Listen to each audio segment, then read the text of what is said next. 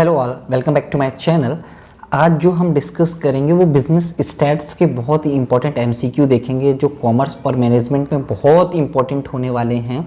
इससे पहले मैंने बहुत सारे एमसीक्यू के वीडियो ऑलरेडी प्रोवाइड कर दिए हैं आपको कॉमर्स एंड मैनेजमेंट के, और पेपर फर्स्ट के भी आपको बहुत सारे एमसीक्यू प्रोवाइड किए हैं। मैं आई बटन में आपको लिंक दे रहा हूँ, आप जाके वहाँ से देख सकते हो। ठीक है, तो चलो हम स्टार्ट करते हैं। सबसे पहले क्वेश्चन नंबर फर्स्ट से। तो ये आपका मैच द फॉलोइंग क्वेश्चन है, कॉमर्स के एग्ज़ाम में ये आया हुआ है, तो इसको हम देखते हैं। तो मैं आपसे कई बार ये चीज़ बोल चुका हूँ कि होता क्या है कि पेपर 2 कॉमर्स और मैनेजमेंट में क्वेश्चन सेम रिपीट नहीं होते हैं, लेकिन जो आपके पर्टिकुलर टॉपिक होते हैं या जो कंसेप्ट्स होते हैं वो उन्हीं कंसेप्ट से क्वेश्चन बार बार आते हैं। आप जब इन एमसीक्यू को लगाएंगे 5 से 10 साल, ये चीज़ आपको समझ आएगी। और जब मैं जितने भी आपको एमसीक्यू के वीडियो प्रोवाइड करता हूँ, लास्ट के 5 से 10 साल एमसीक्यू खुद लगाता हूँ। उसके बाद जो मुझे अच्छे क्वेश्चंस लगते हैं या जो बहुत बार रिपीट होते हैं, क्वेश्चंस रिपीट नहीं होते, मैं जो कंसेप्ट्स या टॉपिक रिपीट होते हैं उनको इंक्लूड करने की कोशिश करता हूँ। ठीक है, तो चलो हम स्टार्ट करते हैं क्वेश्चन नंबर फर्स्ट से। ये आपका मैच द फॉलोइंग क्वेश्चन है, लिस्ट फर्स्ट और लिस्ट सेकेंड दी है। ठीक है, तो अब देखो इस टाइप के क्वेश्चंस में आपको क्या करना होता है। इनका थोड़ा सा एडवांटेज ये होता है, अगर 4 में से आपको 1 या 2 भी अच्छे से आते हैं तो आप इजीली इन क्वेश्चंस को कर लेते हो। ठीक है, अब जैसे लिस्ट फर्स्ट पे काई स्क्वायर टेस्ट है। अब जो आपका ये काई स्क्वायर टेस्ट है कहीं ना कहीं आपके हाइपोथेसिस टेस्टिंग से रिलेटेड है, क्योंकि जब हाइपोथेसिस टेस्टिंग की बात करते हैं तो वहाँ पे 2 टाइप के टेस्ट यूज होते हैं, पैरामेट्रिक टेस्ट और नॉन पैरामेट्रिक टेस्ट। ठीक है, जो आपका काई स्क्वायर टेस्ट जो है वो आपका नॉन पैरामेट्रिक टेस्ट है। ठीक है, तो आपको यहाँ से पता चल गया ए का जो होगा वो थर्ड वाला होगा। बाकी जो ऑप्शन है आप उनको एलिमिनेट कर दो। ठीक है, इस मेथड में आपका एलिमिनेशन बहुत अच्छे से काम कर सकता है। अगर आपको 2 ऑप्शन भी अच्छे से आते हैं तब भी क्वेश्चन आपका सही हो जाता है कभी कभी। ठीक है, तो आपका ये ऑप्शन कैंसिल हो गया और आपका ये ऑप्शन खत्म हो गया। ठीक है, अब ऑप्शन आपके 2 बचे। फिर आपको बाय चांस मान के चलो एनुअल रिपोर्ट ऑफ कंपनीज की बात करते हैं। जब भी हम एनुअल रिपोर्ट्स ऑफ कंपनीज की बात करेंगे तो 2 टाइप का डाटा होता है, प्राइमरी डेटा और secondary data. Annual report of companies जब आपने सेकेंडरी डेटा पढ़ा होगा तो कहीं ना कहीं ये हमारा सेकेंड हैंड सोर्स है। ठीक है, या इसको सेकेंडरी सोर्स बोलते हैं डेटा कलेक्शन का। तो हमारा इसका करेक्ट आंसर बन गया फर्स्ट वाला। ठीक है, बी का आपका फर्स्ट हो गया, तो आपका ये ऑप्शन भी एलिमिनेट हो गया, आपका करेक्ट आंसर ये बन गया। फिर डाटा प्रोसेसिंग आपका इंफॉर्मेशन सिस्टम से रिलेटेड है। ठीक है, मल्टीवेरिएट आपका फैक्टर एनालिसिस से रिलेटेड है। अब इसके बारे में थोड़ा सा आपको एक्सप्लेनेशन करके बताता हूँ। मल्टीवेरिएट जो है ना, ये जो है आपका स्टैटिस्टिकल एक्सपेरिमेंटल डिजाइन होती है। फैक्टोरियल एनालिसिस वहां पे यूज होता है जब आपके एक से ज्यादा वेरिएबल्स होते हैं, एक से ज्यादा इंडिपेंडेंट वेरिएबल होते हैं, वहां पे आपका यूज होता है फैक्टोरियल डिजाइन। ठीक है, आपने पढ़ा होगा एक्सपेरिमेंटल डिजाइन 2 टाइप्स से आप डिवाइड कर सकते हो जब हम स्टैटिस्टिकल एक्सपेरिमेंटल डिजाइन की बात करेंगे। पहला जो होता है आपका सिंगल फैक्टर डिजाइन होती है, दूसरी आपकी मल्टी फैक्टर डिजाइन होती है। सिंगल फैक्टर डिजाइन में आपकी रैंडमाइज डिजाइन आती है, रैंडमाइज कंट्रोल, या आप ये भी बोलते हो कभी कभी इसको complete randomise design, randomise block design आती है, लेटिन स्क्वायर डिजाइन आती है, और मल्टी फैक्टर में आपका आता है फैक्टोरियल डिजाइन। ठीक है, तो यहाँ पे मल्टी फैक्टर जो था या मल्टी वेरिएट जो था वो फैक्टर एनालिसिस हो जाएगा हमारा। नेक्स्ट क्वेश्चन पे चलते हैं, ये भी अच्छा क्वेश्चन है और ये क्वेश्चन भी बहुत बार पूछा जाता है। A distribution where the value of arithmetic mean is maximum as compare to median and mode, उस टाइप के डिस्ट्रीब्यूशन को आप क्या बोलोगे। ठीक है, ये जो आपका क्वेश्चन है वो स्क्यूनेस से क्वेश्चन है। ठीक है, सबसे पहले स्क्यूनेस का जो आपका कंसेप्ट होता है ये आपको करता है helps to understand the relationship between 3 measure. आपका जो मीन और मीडियन और मोड के बीच जो रिलेशनशिप होता है उसको मेजर करने की जब हम बात करते हैं वो आपका स्क्यूनेस होता है। ठीक है, या आप ये भी बोल सकते हो measure the extent of asymmetric. ठीक है, अगर आपका नॉर्मल डिस्ट्रीब्यूशन नहीं होगा तो उसको एसिमेट्रिकल डिस्ट्रीब्यूशन बोलते हैं, ये आपका नॉर्मल डिस्ट्रीब्यूशन होता है। ठीक है, ये आपका नॉर्मल डिस्ट्रीब्यूशन होता है। इस पॉइंट में आपके मीन मीडियन मोड बराबर होते हैं, इसको सिमेट्रिकल डिस्ट्रीब्यूशन बोलते हैं। ठीक है, अगर आपका पॉजिटिवली स्क्यूड या निगेटिवली स्क्यूड है तो उसको असिमेट्रिकल डिस्ट्रीब्यूशन बोलते हैं। ठीक है, अगर वो निगेटिवली स्क्यूड होगा, ठीक है, कुछ इस तरीके निगेटिवली स्क्यूड होगा, तो उस कंडीशन पे आपका मोड सबसे ज्यादा होगा, देन मीडियन होगा, देन मीन होगा। इस कंडीशन में आपका मीन सबसे कम होगा, ठीक है। दूसरी पॉजिटिव स्क्यूनेस होता है, उसमें आपका मीन सबसे ज्यादा होता है, फिर मीडियन होता है, देन मोड होता है, ठीक है। ये कंसेप्ट आप ऐसे भी समझ सकते हो एक तरीके से, जब इस साइड चलेंगी चीजें तो वो पॉजिटिव होंगी तो वहां पे आपका मीन ज्यादा होगा, जब इस साइड से चीजें निगेटिव साइड चलेंगी तो यहाँ पे आपका निगेटिव होगा, ठीक है, वहां पे आपका मीन सबसे कम होगा। अब इसमें क्या बोला गया है, a distribution where the value of arithmetic mean is maximum as compare to median and mode. Mean की वैल्यू कहाँ पे मैक्सिमम होती है, मीन की वैल्यू सबसे ज्यादा कहाँ पे होती है, मीडियन और मोड से पॉजिटिव स्क्यूनेस पे होती है, ठीक है। तो हमारा करेक्ट आंसर जो बन जाएगा बी वाला बन जाएगा। इजीली आप क्वेश्चंस कर सकते हो, इस टाइप के क्वेश्चन काफी पूछे जा रहे हैं कॉमर्स और मैनेजमेंट के एग्जाम में, तो आप इजीली इसको कर सकते हो। हाँ, ये देखो एक और क्वेश्चन आ गया, मैच द फॉलोइंग। ये आपका नया पैटर्न बोले या ये नेट है जो इस पैटर्न को बहुत फॉलो करता है, इस पैटर्न से बहुत सारे क्वेश्चंस आते हैं, ठीक है। एक आपके असर्शन रीजनिंग से काफी क्वेश्चन आते हैं, एक आपके मैच द फॉलोइंग से बहुत क्वेश्चंस आते हैं, तो मैंने उन टाइप के क्वेश्चंस को इंक्लूड करने की कोशिश की है जो कि आपके लिए बहुत हेल्पफुल होगा। और मैं आपसे हमेशा बोलता हूं कि आप पहले पर्टिकुलर क्वेश्चंस को पढ़ो, वीडियो को पॉज करो और अपना आंसर खुद दो, फिर आप देखो कि जब मैं पूरी चीजें आपको डिस्क्राइब कर रहा हूं तो क्या गलती आप कर रहे हो अगर आपका आंसर गलत है, ठीक है। हाँ, अब ये क्वेश्चन देखते हैं, ये भी क्वेश्चन बहुत सिंपल है, इसमें कुछ भी नहीं है। तो देखो लेवल ऑफ सिग्निफिकेंस जो होता है ये कहीं ना कहीं आपका किससे रिलेटेड होता है, आपने पढ़ा होगा, जो होता है level of significance type 1 error से रिलेटेड होता है। कैसे होता है मैं आपको बताता हूं। टाइप 1 एरर क्या होता है आपका अल्फा, ठीक है, ये मैंने थोड़ा सा डिस्क्राइब भी किया होगा। टाइप 1 एरर क्या होता है, टाइप 1 एरर का मतलब आपका होता है कि जब आपका नल हाइपोथेसिस ट्रू हो लेकिन आप उसको रिजेक्ट कर देते हो, इसको आप टाइप 1 एरर बोलते हो।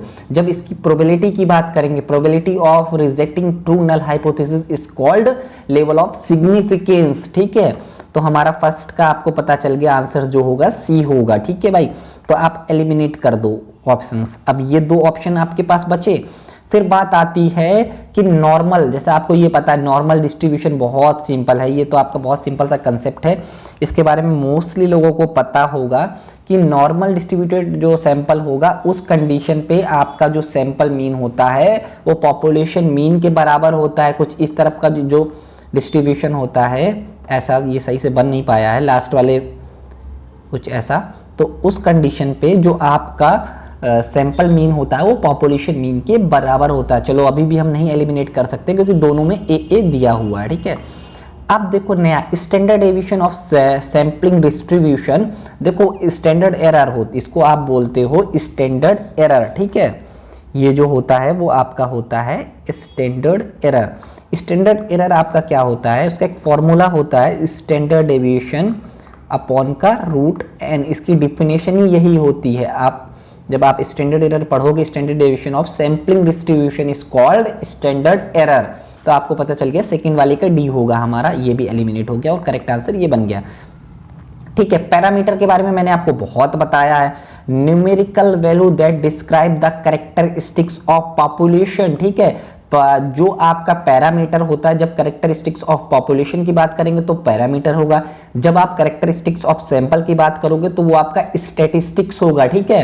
पी से पी याद रखिएगा, एस से एस याद रखिएगा। पैरामीटर का मतलब होता है जब आप पर्टिकुलर जो आपका पॉपुलेशन है उसका मीन निकालोगे तो उसको आप पैरामीटर बोलते हो, जब आप सैंपल का मीन निकालते हो आप उसको स्टैटिस्टिक्स बोलते हो, ठीक है। तो इस तरीके से भी आप एलिमिनेट कर सकते थे इस आंसर को।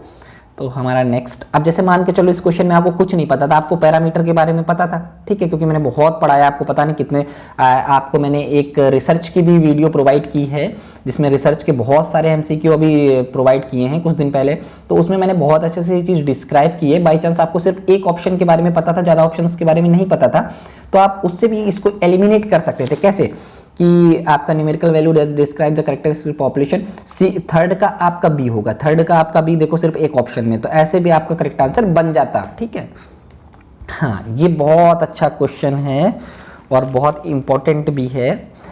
Candle coefficient of concordance is used to, देखो ये बहुत इंपॉर्टेंट है, मैं इसके बारे में आपको बताता हूँ। देखो दो टाइप का, ये जो आपका कैंडल कोफिशिएंट है ये आपका नॉन पैरामेट्रिक टेस्ट में यूज़ होता है, ठीक है। नॉन पैरामेट्रिक टेस्ट में इसको हम यूज़ करते हैं जब दो चीज़ें होती हैं। पहले हमारा स्पेयर्समैन रैंक कोरिलेशन होता है, ठीक है। जब दो रैंक्स दी होती हैं, जैसे इस वाले क्वेश्चन में आपका किंडल का कोफिशिएंट ऑफ कंकॉर्डेंस तब यूज करते हैं जब जो रैंक होती हैं वो 2 से ज़्यादा होती हैं। जैसे इस वाले क्वेश्चन में देखो ये दी गई हैं 1 2 3 4 रैंक दी गई हैं, तो देन हम यूज करेंगे आपका किंडल कोफिशिएंट। अगर सिर्फ 2 रैंक के दी गई हैं तो वहां पे हम यूज करते हैं स्पेयर्समैन रैंक कोरिलेशन। ये जो होते हैं चाहे किंडल कोफिशिएंट हो चाहे आपका स्पेयरमैन रैंक कोरिलेशन हो, ये दोनों आपके जो रिलेशनशिप होते हैं 2 वेरिएबल्स के बीच या 2 से ज्यादा वेरिएबल्स के बीच वो बताता है, ठीक है। तो हमारा जो करेक्ट आंसर बनेगा वो बी वाला बन जाएगा, ठीक है। इजिली आपने इस क्वेश्चन को कर लिया होगा। और हाँ, जब बात हम करते हैं नॉन पैरामेट्रिक टेस्ट की, तो वहां पे जो हमारे स्केल बेसिकली यूज होते हैं वो nominal and ordinal scale mostly use होते हैं, ठीक है। ये वाला जो पर्टिकुलर आपका किंडल कोफिशिएंट या स्पेयर्समैन है ये बेसिकली आपका ऑर्डिनल स्केल को यूज करता है, ठीक है। अब ये देखो अच्छा क्वेश्चन स्टेटमेंट, इस टाइप के क्वेश्चंस भी बहुत नेट में पूछे जाते हैं। ये क्वेश्चन भी कॉमर्स के एग्जाम में पूछा गया है। हाँ, non sampling error can occur in any survey whether it be a complete enumeration और सैम्पलिंग, ठीक है। पहला स्टेटमेंट आपने पढ़ा। दूसरा स्टेटमेंट पढ़िए, sampling error are present both in census as well as sample survey, sorry. हाँ देखो ये बहुत अच्छा क्वेश्चन है। देखो सैम्पलिंग एरर वो होता है जब आप पर्टिकुलर सैम्पलिंग एरर का सिस्टम सिंपल सा ये होता है कि अगर आप अपने सैंपल साइज को बढ़ा दोगे, जैसे जैसे आप अपने सैंपल साइज को बढ़ाते जाओगे आपका सैम्पलिंग एरर कम होता जाएगा। ये चीज़ हमेशा ध्यान रखना। सैम्पलिंग एरर आपके जो होता है, अगर पॉपुलेशन मीन आपके सैंपल मीन के बराबर है तो उस कंडीशन में आपका सैम्पलिंग एरर 0 होगा। इस तरीके से भी क्वेश्चन पूछ सकते हैं। मैं आपको कई तरीके बताता हूं कि किस तरीके से आपसे क्वेश्चंस पूछ सकते हैं। लैंग्वेज चेंज कर देते हैं वो लोग, बस और कुछ भी नहीं करते हैं, उससे आपको कंफ्यूज करते हैं, ठीक है। क्वेश्चन ऐसे भी पूछ सकते थे, स्टेटमेंट ये भी लिख सकता था, non sampling error sampling error tells the negative relationship between population और सैंपल, ठीक है। बाई चांस जैसे आपका सैम्पलिंग एरर जो है वो अगर आपका कम करना है आपको, तो आपको सैंपल साइज को बढ़ाना होता है, ठीक है। पहले ये कंडीशन। नॉन सैम्पलिंग एरर की हम बात करते हैं, ठीक है। नॉन सैम्पलिंग एरर आपका जो होता है, जैसे जैसे आपका सैंपल इंक्रीज होता जाएगा वैसे वैसे आपका नॉन सैम्पलिंग एरर भी इंक्रीज होता जाएगा। तो आप ये चीज कह सकते हो, ये जो है निगेटिव रिलेशन बताते हैं। जो सैम्पलिंग एरर और जो आपका सैंपल है उसके बीच निगेटिव रिलेशन बताता है, और जो आपका दूसरा स्टेटमेंट है नॉन सैम्पलिंग एरर और जो आपका सैंपल है ये पॉजिटिव रिलेशन बताता है। जैसे जैसे आप सैंपल इंक्रीज करोगे नॉन सैम्पलिंग एरर इंक्रीज हो जाएगा। जैसे जैसे सैंपल आप इंक्रीज करोगे वैसे वैसे आपका सैम्पलिंग एरर जो है वो कम हो जाएगा, ठीक है। अगर सैंपल इंक्रीज कर रहे हो तो सैम्पलिंग एरर कम होगा, लेकिन नॉन सैम्पलिंग एरर हमारा बढ़ जाएगा। अब स्टेटमेंट को पढ़ते हैं।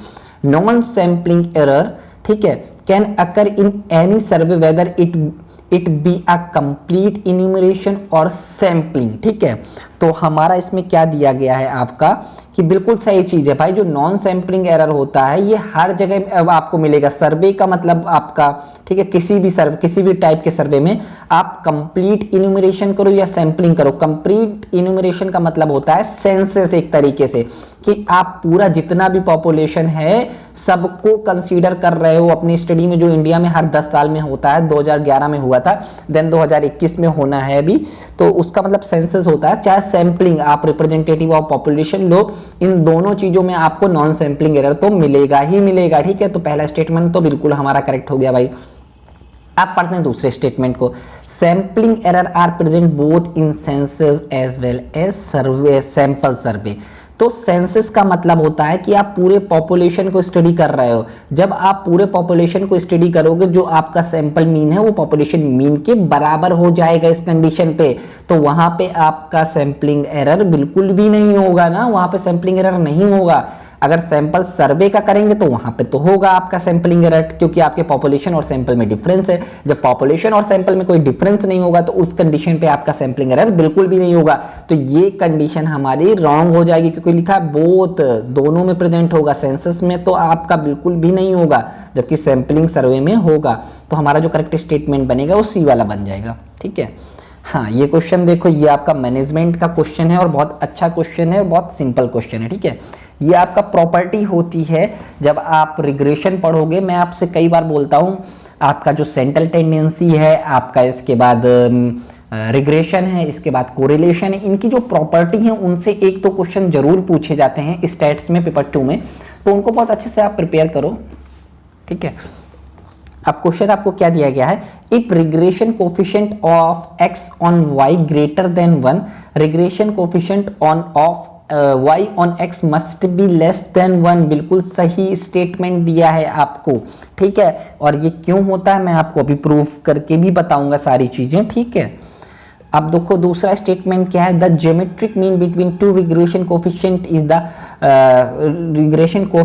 The coefficient of correlation. ये भी हमारा सही स्टेटमेंट है, तो हमारा करेक्ट आंसर तो ये बन जाएगा। अब है क्यों, ये मैं आपको चीजें बताता हूँ। ठीक है, तो आपने एक ये जो प्रॉपर्टी है ये आपकी होती है R इज इक्वल टू जो दो रिग्रेशन कोफिशिएंट होते हैं उनका ज्योमेट्रिक मीन होती है रिग्रेशन कोफिशिएंट। ठीक है, BXY और BYX, ये आपके दो रिग्रेशन कोफिशिएंट होते हैं। जब आप रिग्रेशन पढ़ोगे तो उनका ज्योमेट्रिक मीन जब हम निकालते हैं उसको हम कोरिलेशन कोफिशिएंट बोलते हैं। ठीक है, उसको हम R के बराबर रख सकते हैं। ठीक है, ये चीज़ समझ आई। तो हमारा दूसरा स्टेटमेंट तो इस तरीके से सही हो गया। अब पहले स्टेटमेंट की बात आई, ये एक प्रॉपर्टी होती है, अगर आपका BXY x ऑन y जो है, जिसको आप कोफिशिएंट को BXY बोलते हो, वो अगर 0.5 है बाई चांस हम मानते हैं, या 1 है, 0.5 ही मान लो। ठीक है, तो BYX जो है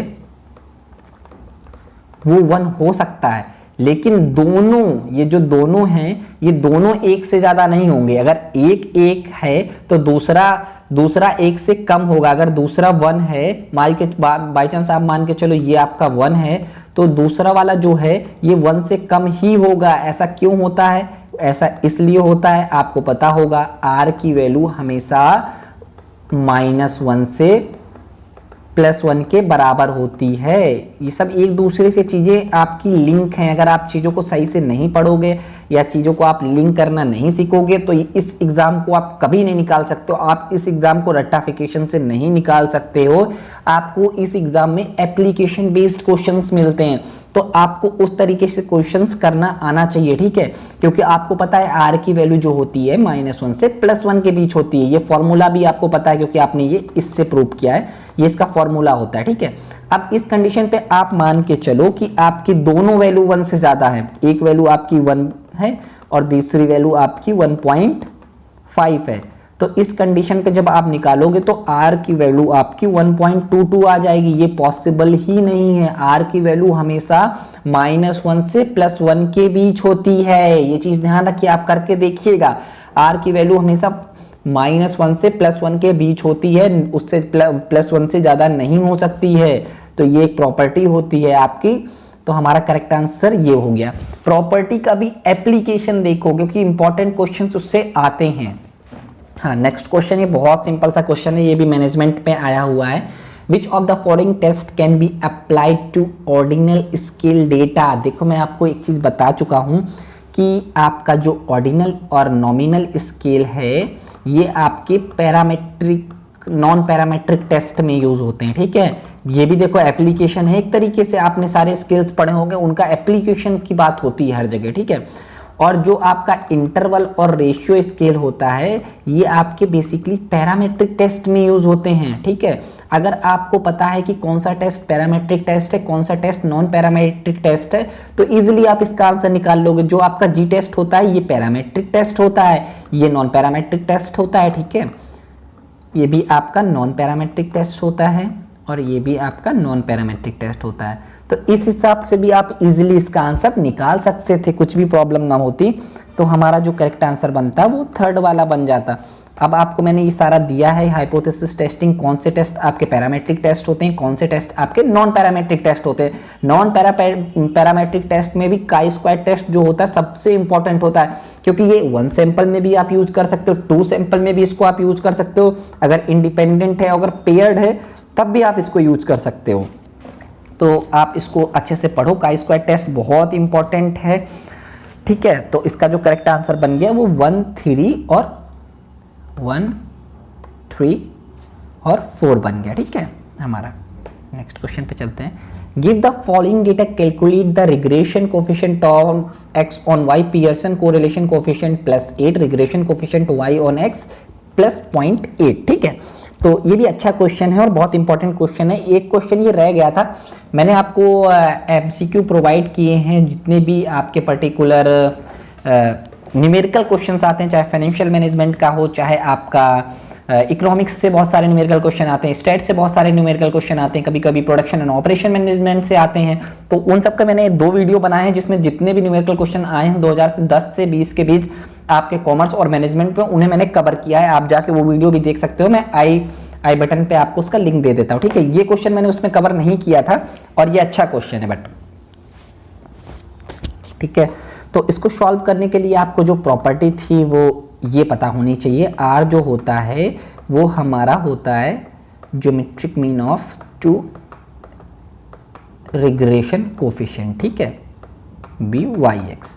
अब क्वेश्चन में दिया क्या है, आप पढ़िए हुए क्वेश्चन को। गिविंग द फॉलोइंग डेटा, देखो इतने सिंपल से क्वेश्चंस आते हैं, सिर्फ आपको चीजें पता होनी चाहिए। देखो पियर्सन कोरिलेशन कोफिशिएंट मतलब आपको R की वैल्यू +8 दी गई है, ठीक है, 0.8 सॉरी, ठीक है। फिर आपको regression coefficient y on x दिया गया है, मतलब BYX आपको दिया गया, BYX आपको दिया गया है 0.8, और आपसे पूछा क्या गया है, आपसे पूछा गया है BXY की वैल्यू, ठीक है। तो कुछ भी नहीं करना है, इसको आप अपने पर्टिकुलर इक्वेशन पे पुट करिए, आपको आंसर मिलेगा easily. 0.8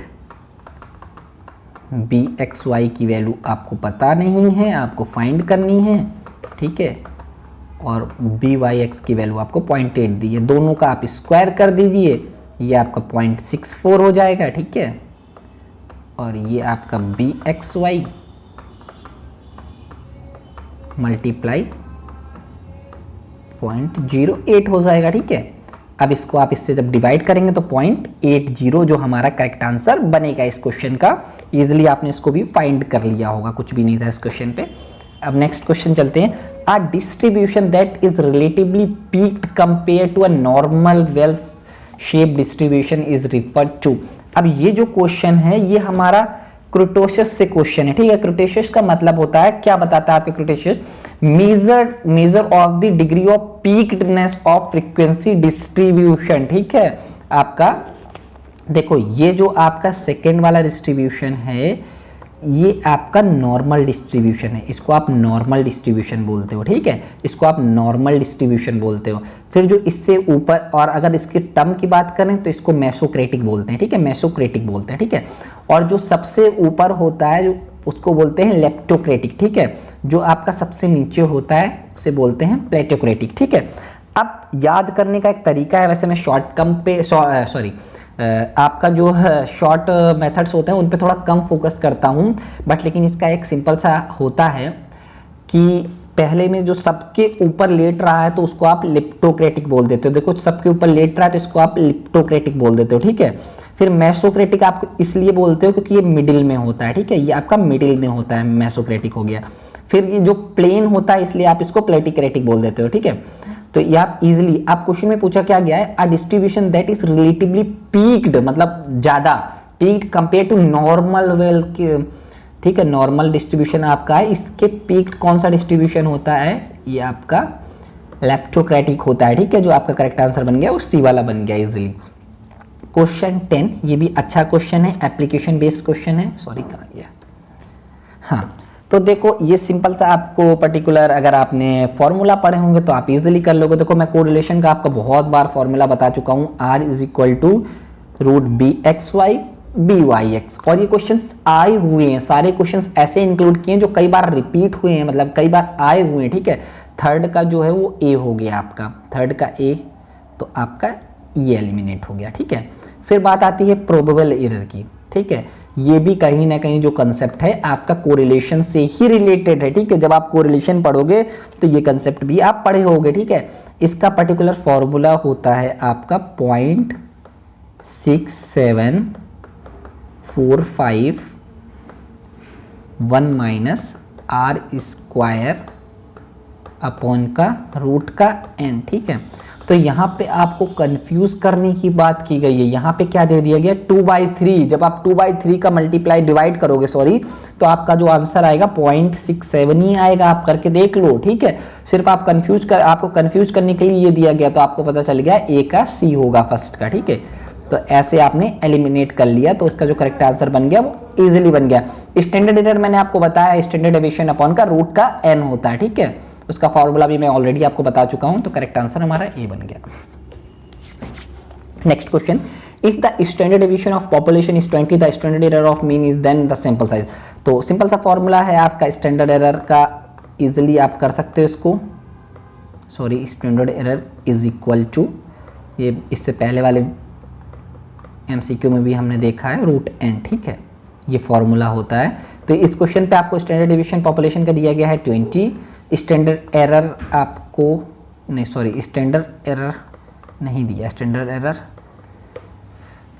deviation of population is 20, ठीक है। स्टैंडर्ड एरर भी दिया है, standard error of mean 4, standard error आपको 4 दिया है, स्टैंडर्ड डेविएशन आपको 20 दिया है, और आपको n की वैल्यू फाइंड करने के लिए बोला है, ठीक है। तो रूट n की वैल्यू जो हो जाएगी, जब आप इसको डिवाइड करोगे 5 हो जाएगी, फिर दोनों साइड आप स्क्वायर कर दोगे तो n की वैल्यू आपकी हो जाएगी 25, इजीली आप निकाल सकते हो।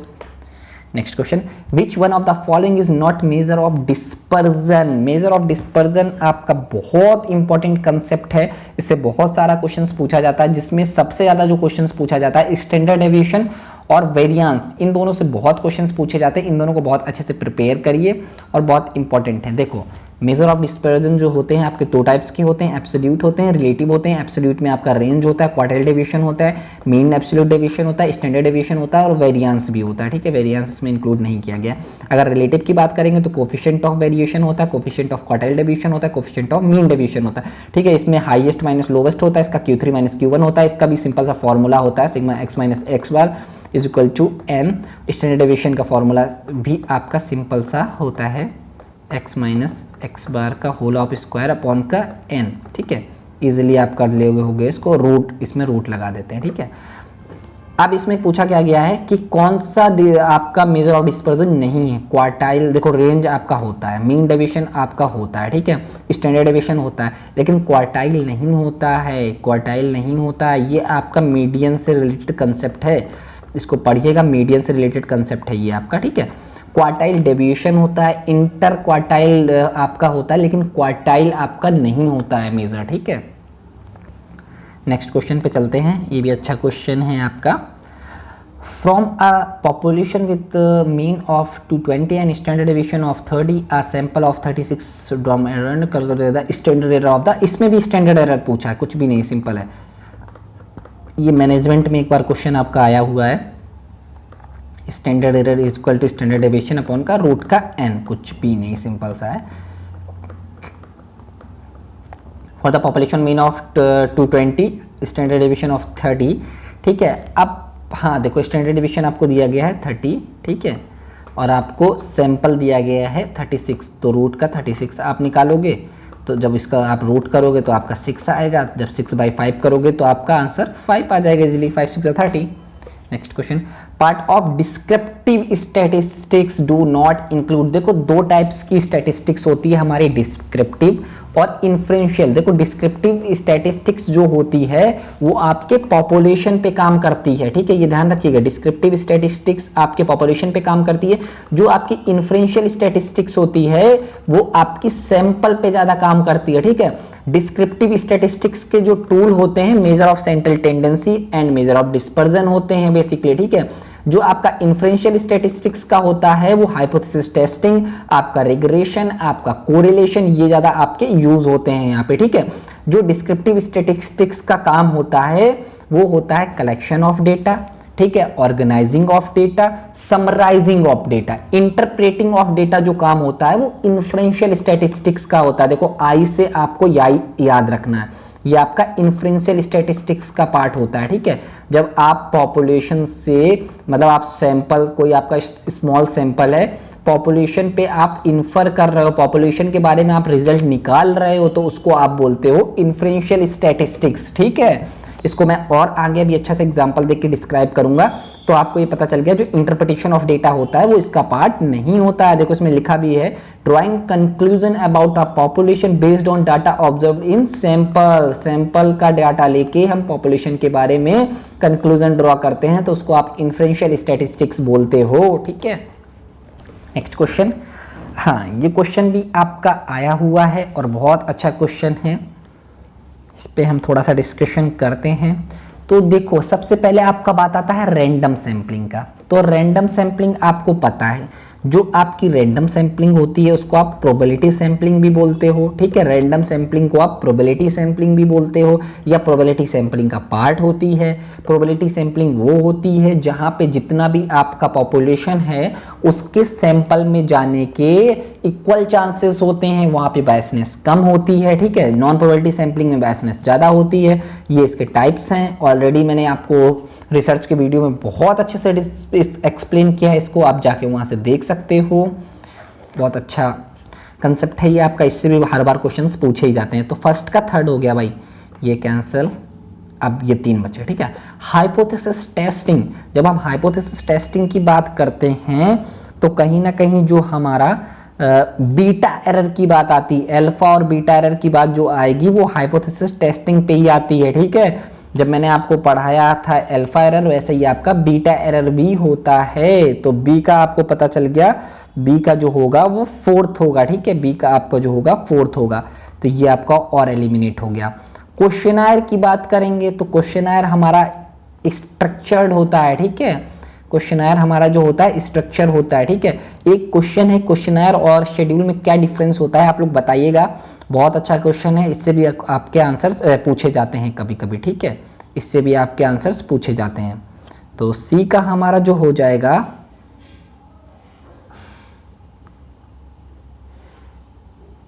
वो आपका हो जाएगा 1st नंबर। ठीक है, सी का जो हो गया आपका 1st नंबर हो गया, तो आपने इसको एलिमिनेट कर दिया। तो डी का ऑब्वियस सी बात है 2nd होगा, क्योंकि मैंने आपको बताया टी टेस्ट, जी टेस्ट, एफ टेस्ट, आपका 1 एनोवा, ये सब आपके जो होते हैं पैरामेट्रिक टेस्ट के पार्ट होते हैं। नॉन पैरामेट्रिक टेस्ट के बारे में भी मैंने आपको बताया है कि आपका जो स्पियरमैन रैंक कोरिलेशन है, काई स्क्वायर टेस्ट है, फिर आपका कंकॉर्डेंस जो टेस्ट था, इसके अलावा क्रूशियल वैलिस जो टेस्ट है, मैन विटनी जो टेस्ट है, ये आपके नॉन पैरामेट्रिक टेस्ट होते हैं। ठीक है, From the following identify one situation where F test cannot be used। देखो F test आपका होता क्या है, इसके फॉर्मूले से ही आपको चीजें समझ आएंगी।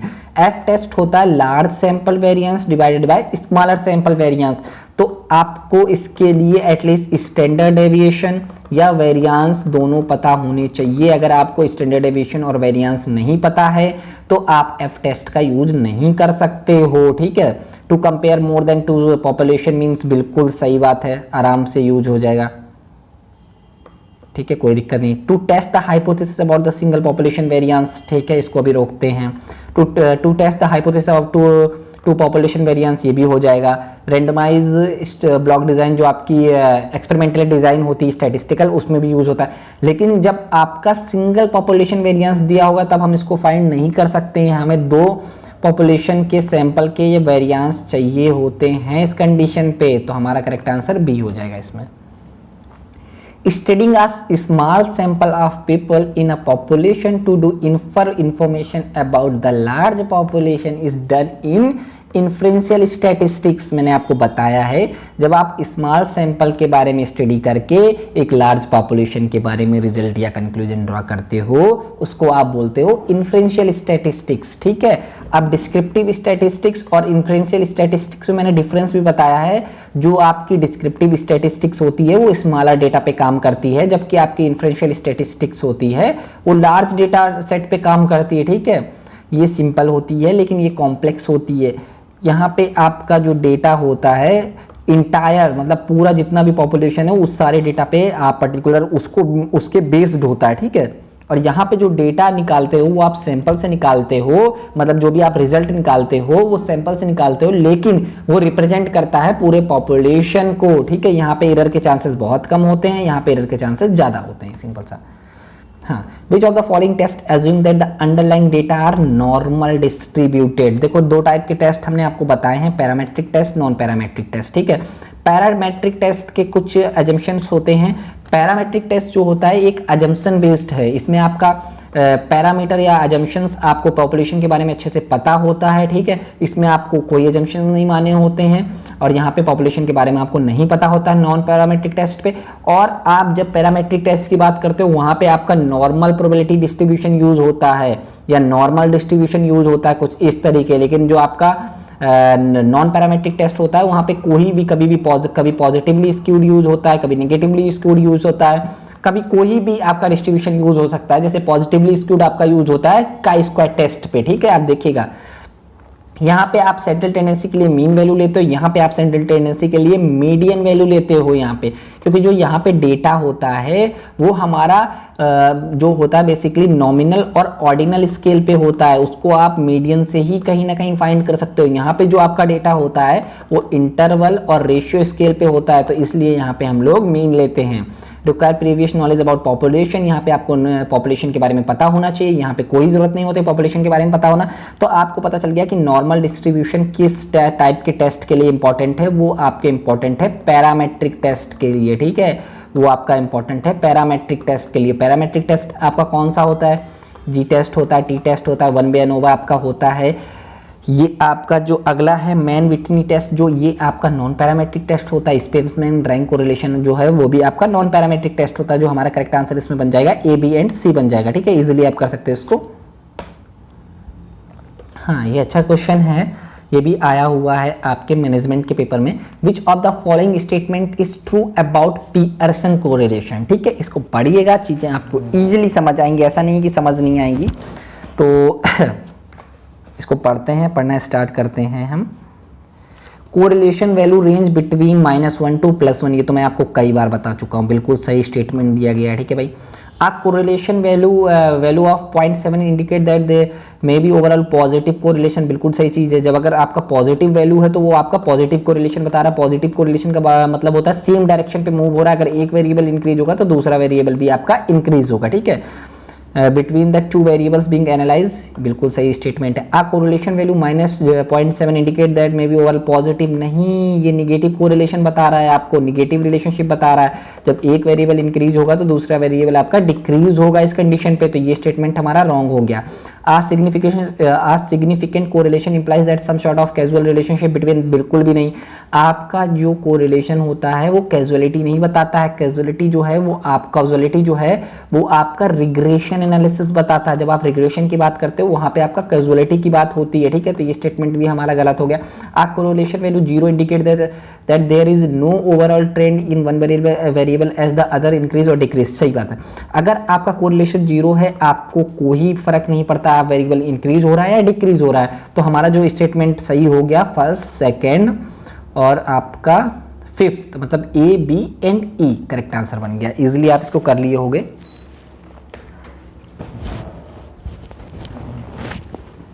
हाँ, ये भी अच्छा क्वेश्चन है और बहुत इंपॉर्टेंट क्वेश्चन है, इसको भी अच्छे से पढ़िएगा क्योंकि काई स्क्वायर टेस्ट बहुत इंपॉर्टेंट है नॉन पैरामेट्रिक में। इसको अच्छे से पढ़ के जाना ही जाना है क्योंकि इनसे क्वेश्चंस पूछे जाते हैं।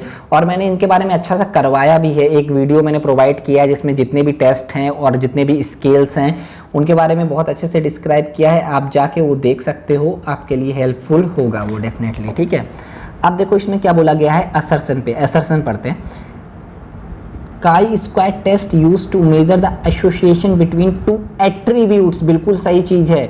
जब अगर ये वेरिएबल्स होता तो हम इसको रॉन्ग कर सकते थे। जो आपका काई स्क्वायर टेस्ट होता है वो दो एट्रीब्यूट्स के बीच रिलेशनशिप या एसोसिएशन फाइंड करने की कोशिश करता है, बिल्कुल सही स्टेटमेंट आपका है। ए जो है वो बिल्कुल आपका ट्रू हो गया, कोई प्रॉब्लम नहीं है। फिर अब हम आर पे चलते हैं। We apply non parametric test like chi square test for data measured on weak scale like nominal and ordinal scale. हाँ, बिल्कुल सही स्टेटमेंट है। मैं आपसे कई बार कह चुका हूँ कि जो नॉन पैरामेट्रिक टेस्ट होता है वो आपका नॉमिनल और ऑर्डिनल स्केल यूज करता है। जो आपका काई स्क्वायर टेस्ट है वो भी नॉन पैरामेट्रिक टेस्ट है, तो ये भी आपका नॉमिनल एंड ऑर्डिनल स्केल को यूज करेगा। ठीक है, तो हमारा जो करेक्ट आंसर बनेगा both A and R true. ये बहुत सिंपल सा क्वेश्चन है, इसको मैंने खुद इंक्लूड किया है ताकि आप थोड़ा सा रिवाइज कर सको, आपने पढ़ा हो तो। देखो मीन क्या होता है, मीन सिंपल सा आपका क्या होता है, X bar is equal to sigma X upon का एन। ठीक है, तो the sum of all the values in a group divided by the number of values in that group, तो हमारा ये सही हो गया। मिड पॉइंट की जब हम बात करेंगे तो वो हमारा मीडियन होता है। ठीक है, वो हमारा मीडियन होता है। The value that occur most frequently वो हमारा मोड होता है। ठीक है, तो इजीली आप कर चुके होगे, हाईएस्ट वैल्यू से मतलब ही नहीं है इसमें। तो इसका जो करेक्ट आंसर है वो आपका ए हो जाएगा। ठीक है, ध्यान रखिएगा। To describe a set of nominal data, the researcher should use the, ये बहुत इंपॉर्टेंट क्वेश्चन है, इस पे क्वेश्चंस बहुत पूछे जाते हैं।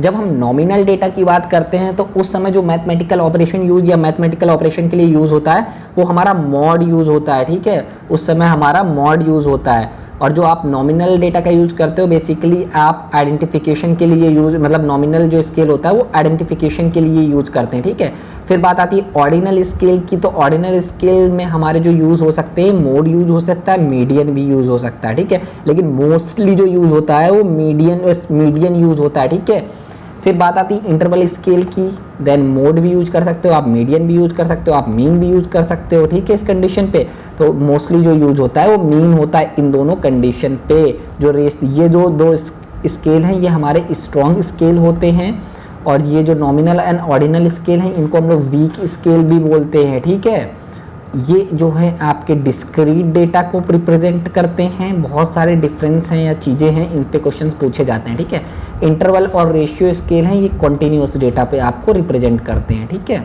इजीली आप चीज़ों को समझ सकते हो।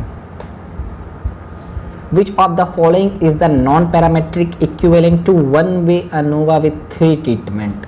तो इसकी मैं आपको एक लिस्ट दे रहा हूँ। जो आपका पेयर टेस्ट पैरामेट्रिक में होता है उसको नॉन पैरामेट्रिक्स में विलक्षण रैंक सम टेस्ट भी बोलते हैं। ठीक है, नॉन पैरामेट्रिक टेस्ट में उसको पर्टिकुलर इस टर्म से भी यूज करते हैं। जो आपका अनपेयर टी टेस्ट होता है उसको आप मैन विटनी यू टेस्ट भी बोलते हो। ठीक है, पियर्सन कोरिलेशन को आप पर्टिकुलर, अगर आपका स्पेयरमैन कोरिलेशन, ऐसा होता क्यों है आपको पता है ना, कि जो पैरामेट्रिक टेस्ट होते हैं वो आपके इंटरवल और रेशियो स्केल में डेटा होता है। ठीक है, यहाँ पे जो डेटा होता है वो आपका नॉमिनल एंड ऑर्डिनल स्केल पे होता है। यहाँ पे आपके ये सारे टेस्ट यूज ही नहीं हो पाएंगे क्योंकि इन सारे टेस्ट के लिए आपको जो डेटा चाहिए होता है वो डेटा नहीं होता है, इसलिए हम लोग नॉन पैरामेट्रिक टेस्ट यूज करते हैं इस कंडीशन पे। वन वे एनोवा की जगह जो हम यूज करते हैं वो आपका ये टेस्ट होता है। ठीक है, तो हमारा जो करेक्ट आंसर बन जाएगा वो सी वाला बन जाएगा। 23 का जो है इजीली आप फाइंड कर लोगे, उसका आंसर जो बन गया सी बन गया। ठीक है, नेक्स्ट क्वेश्चन पे, which of the following is the least affected by outlier. अब ये आउटलेयर क्या होता है? हाँ, आउटलेयर का मतलब होता है जैसे बाई चांस आप मान के चलो कि आपको mean particular which of the following least affected by outlier 2, 4, 6 और डायरेक्ट आपका आ गया 30। ठीक है, अब 30 आ गया। अब इसका आप मीन निकालोगे तो कितना मीन आएगा आपका? 1 2 3 4 है तो आपका 30, 36, 40, 42। ठीक है, जो आपका मीन आएगा वो आपका आएगा 42 डिवाइडेड बाय 4। ठीक है, 10.5 आ जाएगा मीन। लेकिन सिर्फ इस 30 के कारण आपका जो मीन है वो 10.5 आया। अगर आप इन 3 टर्म का मीन निकालोगे तो कितना आएगा? 12/3। मीन आपका 4 आएगा ओनली। सिर्फ एक टर्म से इतने मीन में आपके इफेक्ट होता है तो आउटलेयर का आपका मीन में डेफिनेटली इफेक्ट होता है, ठीक है, आउटलेयर आपका इफेक्ट करता है और स्टैंडर्ड डेविएशन में भी होगा, क्योंकि आपके ये भी कहीं ना कहीं मीन से रिलेटेड है। आपको जब तक मीन नहीं पता होगा तब तक आप स्टैंडर्ड डेविएशन भी नहीं निकाल सकते हो। एक्स बार एक्स माइनस एक्स बार रूट लगाते हैं इसमें एन, अगर पॉपुलेशन का निकालना है तो एन होगा, लेकिन अगर यही आपको स्टैंडर्ड डेविएशन सैंपल का निकालना है, ये बहुत इंपॉर्टेंट कंडीशन है, तो वहां पे n-1 हो जाएगा, ठीक है।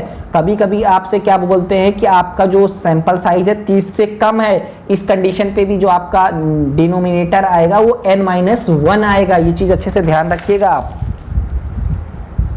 ठीक है। फिर बात आती है रेंज की। तो रेंज का फॉर्मूला क्या होता है, हाईएस्ट माइनस लोवेस्ट। तो इसमें भी आउटलेयर का इफेक्ट होता है। 30-2 28, अगर दूसरी कंडीशन है 6-2 ओनली 4, ठीक है। तो यहाँ पे भी आपका आउटलेयर आपको इफेक्ट करता है। तो ये भी आपका रॉन्ग हो गया, ये भी आपका रॉन्ग हो गया, ये भी रॉन्ग हो गया। जो आपका करेक्ट आंसर बन गया वो मीडियन बन गया। जो मीडियन होता है वो आपके आउटलेयर से इफेक्ट नहीं होता है, ठीक है। जैसे मान के चलो 2, 4, 6, 30 ये आपका सेम ही है, और आपका 4 टर्म है, आपका इवन है, तो पहले 4/2 फिर 4/2। इस पे मैंने ये मीडियम बहुत अच्छे से क्वेश्चन बताए हैं। तो सेकेंड टर्म आपका 4th हो जाएगा, थर्ड टर्म आपका 6 हो जाएगा, डिवाइडेड बाई 2 करोगे तो आपका जो मीडियन की वैल्यू आएगी वो 5 आ जाएगी, ठीक है। वो आपके आउटलेयर से इफेक्ट नहीं होती है, ठीक है। Sample design involve the following. हाँ देखो, इसमें आपका सैम्पलिंग का एक प्रोसेस होता है, उसके बारे में पूछा जा रहा है। तो जो हमारा सबसे पहला प्रोसेस या जो सबसे पहली चीज होती है, जो यूनिवर्स है या जो पॉपुलेशन है उसको डिफाइन करना, ठीक है। सबसे पहले हम पॉपुलेशन को डिफाइन करते हैं, ठीक है, कि हम किस पॉपुलेशन पे अपना काम करने वाले हैं, या मतलब जो पॉपुलेशन हमारे पर्टिकुलर स्टडी को रिप्रेजेंट करेगी, ठीक है, वो हमारा यूनिवर्स हो जाता है, ठीक है। यूनिवर्स के बाद आपका आ जाएगा सैम्पलिंग यूनिट, ठीक है। फिर आप सैम्पलिंग यूनिट, तो ये आपको पता चल गया कि आपका ये और दोनों आपके कैंसिल हो गए। फिर आप डिसाइड करते हो कि आपको क्या साइज लेना है सैंपल का, क्या नहीं। फिर आप डिसाइड करते हो सैम्पलिंग प्रोसीजर, जिसमें एक तरीके से आपका सैम्पलिंग डिजाइन के बारे में बात आती है कि आप कौन सी टेक्निक यूज करोगे, आपका सैंपल साइज क्या होगा, प्रोबेबिलिटी सैम्पलिंग यूज करोगे, नॉन प्रोबेबिलिटी सैम्पलिंग यूज करोगे, प्रोबेबिलिटी सैम्पलिंग में भी कौन सी यूज करोगे, फिर नॉन प्रोबेबिलिटी सैम्पलिंग में भी कौन सी टेक्निक यूज करोगे, उसमें भी बहुत सारी टेक्निक्स है ना। तो यहाँ पे जो हमारा फिर बनेगा 4th देन 2nd। तो ये दोनों ऑप्शन सॉरी एक ही हैं, ये एग्ज़ाम में भी ऐसे ही होंगे, क्योंकि मैंने ये आपका जो क्वेश्चन है वो क्वेश्चन पेपर से उठाया है कॉमर्स के। तो इन दोनों में आपका कोई भी आप करते तो दोनों सही होते, ठीक है।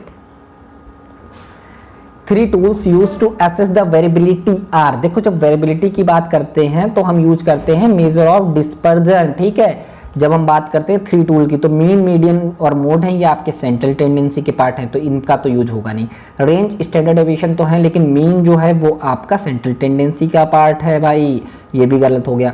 वेरिएंस है, मेजर ऑफ सेंट्रल टेंडेंसी सीधे सीधे दे दिया गया, तो ये भी गलत हो गया, ठीक है। फिर रेंज, स्टैंडर्ड डेविएशन और वेरिएंस जो हैं ये वेरिएबिलिटी के लिए यूज होते हैं, या मेजर ऑफ डिस्पर्जन के लिए हमारे मोस्टली यूज होते हैं, और जो सबसे ज़्यादा यूज होता है वो है आपका स्टैंडर्ड डेविएशन एंड वेरिएंस, ठीक है। Which statement is most true, ठीक है। अब इसमें पूछा गया है कि कौन सा स्टेटमेंट जो है वो बिल्कुल सही है, सबसे ज्यादा ट्रू कौन सा है। कुछ इस टाइप्स के क्वेश्चंस पूछे जाते हैं, ठीक है। अब इनको पढ़ना स्टार्ट करते हैं। The closer the sample size, second statement से पढ़ते हैं। The closer the sample size to the actual population the less accurate the standard deviation will be. अब इसमें पहले स्टेटमेंट में क्या बोला गया है कि जो आपका सैंपल साइज है वो एक्चुअल पॉपुलेशन के जितने क्लोज होगा उतना आपका स्टैंडर्ड डेविएशन लेस एक्यूरेट होगा। स्टैंडर्ड डेविएशन बिल्कुल गलत स्टेटमेंट है भाई, ये तो उतना हमारा स्टैंडर्ड डेविएशन एक्यूरेट होगा, लेस एक्यूरेट नहीं। The closer the sample size to the actual population the smaller the standard deviation, नहीं भाई, ये भी हमारा रॉन्ग हो जाएगा statement. The closer the sample size to the actual population the more skewed the data, नहीं, उस कंडीशन पे हमारा नॉर्मल डिस्ट्रीब्यूशन होगा, स्क्यूड की बात ही नहीं होगी, ठीक है। उस कंडीशन पे नॉर्मल होगा। अब ये फर्स्ट स्टेटमेंट पढ़ते हैं जो कि सही है। The closer the sample size to the actual population the more accurate the standard deviation. अगर आपका जो सैंपल साइज है वो एक्चुअल पॉपुलेशन के जितने क्लोजर होगा उतना आपका स्टैंडर्ड डेविएशन सही होगा, उतना आपका स्टैंडर्ड एरर कम हो जाएगा, ठीक है, उतना आपका स्टैंडर्ड एरर कम होता जाएगा। जैसे जैसे आप अपने सैंपल साइज को इंक्रीज करते रहते हो वैसे वैसे आपका जो आपका स्टैंडर्ड एरर होता है वो कम होता जाता है, ठीक है। तो हमारा जो सही स्टेटमेंट होगा वो ए वाला बन जाएगा। Visual representation of frequency distribution where the frequency are represented by bars is called histogram. अब इन दोनों में आपको जो बहुत ज़्यादा प्रॉब्लम होती होगी इनके बारे में हम थोड़ा थोड़ा आपको बताते हैं। देखो, बार डायग्राम या बार ग्राफ हम तब यूज करते हैं जब पर्टिकुलर आपका डेटा जो है क्वालिटेटिव वेरिएबल्स होते हैं, ठीक है। जब आपको अगर एक वेरिएबल आपका क्वालिटेटिव है और एक वेरिएबल जो है आपका क्वांटिटेटिव है तो इस कंडीशन पे हम बार ग्राफ का यूज करते हैं, ठीक है। यहाँ पे हमेशा ध्यान रखना स्पेस दिया जाता है, यहाँ पे आपको स्पेस दिया जाता है बार ग्राफ में, ठीक है। यहाँ पे आपका स्पेस होगा। देखो यहाँ पे जो आपका ये जनवरी फरवरी जो ये डेटा है ये आपका कहीं ना कहीं क्वालिटेटिव डेटा है, ये जो है आपका वो क्वांटिटेटिव डेटा है। इस कंडीशन पे आप यूज करते हो बार ग्राफ, ठीक है। फिर बात आती है हिस्टोग्राम की। हिस्टोग्राम हमारा एक तरीके से एक्सटेंशन होता है बार ग्राफ का, जो बेसिकली यूज होता है कंटिन्यूअस डेटा पे और इस पे कोई स्पेस नहीं देते हैं। यहाँ पे जो दोनों डेटा होंगे एक्स एक्सेस पे और वाई एक्सेस पे दोनों आपका कंटिन्यूअस डेटा होगा, या आप ये भी बोल सकते हो इंटरवल या रेशियो स्केल में आपका डेटा होगा, ठीक है। फिर बात आती है फ्रीक्वेंसी पॉलीगन की। ये जो होता है ये आपका हिस्टोग्राम का ही एक्सटेंशन होता है। ये जो मिड पॉइंट होता है पर्टिकुलर हिस्टोग्राम का, जब आप उनको ऐड करते हो देन आपका बनता है कुछ इस तरीके का, वो बनता है फ्रीक्वेंसी पॉलीगन, ठीक है। जो मिड पॉइंट होते हैं जब आप उनको ऐड करते हो, ठीक है, वो बनता है आपका फ्रीक्वेंसी पॉलीगन, ठीक है। फिर बात आती है आपका स्कैटर ग्राम। ये जो होता है ये आपका कोरिलेशन पे यूज होता है, ठीक है। जब कोरिलेशन पे आप दो वेरिएबल्स के बीच रिलेशनशिप बताते हो तब आप स्कैटर डायग्राम का यूज करते हो, ठीक है। तो इसमें क्या पूछा गया था, visual representative of frequency distribution where the frequency are represented by bar is called histogram, ठीक है। हाँ, ये भी अच्छा क्वेश्चन है। If a distribution is negatively skewed the dash dash dash, ठीक है, निगेटिव स्क्यूड है तो इस कंडीशन पे हमारा मोड सबसे ज्यादा होगा, देन मीडियन होगा, देन मीन सबसे कम होगा, ठीक है। तो इसको आप इजीली कर सकते हो, कुछ भी नहीं है। तो मीडियन, अगर आप यहाँ पे मीडियन रखोगे फर्स्ट ऑप्शन पे देन मोड रखोगे, ठीक है, तो मीडियन जो होगा वो मोड से ज़्यादा होगा। ये तो बिल्कुल गलत हो गया क्योंकि मोड सबसे ज़्यादा होता है भाई, ठीक है। मीडियन जो है वो मीन से ज़्यादा होगा। हाँ, ये चीज़ सही है क्योंकि सबसे ज़्यादा मोड होगा, देन मीडियन होगा, देन मीन होगा, तो ऑब्वियस सी बात है मीडियन मीन से ज़्यादा होगा, ठीक है। फिर मीन जो है वो मीडियन से ज़्यादा होगा क्योंकि देखो मीन जब आप यहाँ रखोगे मीन ग्रेटर देन मीडियन, ये गलत होगा, ये पॉजिटिव स्क्यूड में होता है, निगेटिव में नहीं। मीन जो है वो मोड से ज़्यादा होगा, ये भी गलत होगा। तो हमारा जो करेक्ट आंसर बन गया इजीली आपका बी बन गया। आपको अगर ये चीज़ें अच्छे से पता हैं तो इससे आप इजीली सारे क्वेश्चंस कर सकते हो अगर इस तरीके के क्वेश्चंस आते हैं तो। हाँ, ये हाइपोथेसिस से क्वेश्चन है आपका और ये पूछा भी गया है। The hypothesis testing consist of following step. देखो इसमें प्रॉब्लम क्या होती है, इस टाइप के क्वेश्चंस में आप लोग क्या करते हो, आप लोग रेक्टिफिकेशन मारते हो कि पर्टिकुलर ये पहले ये आएगा फिर ये आएगा फिर ये आएगा, और ये लोग क्या करते हैं, ये लोग उसी का एडवांटेज उठाते हैं।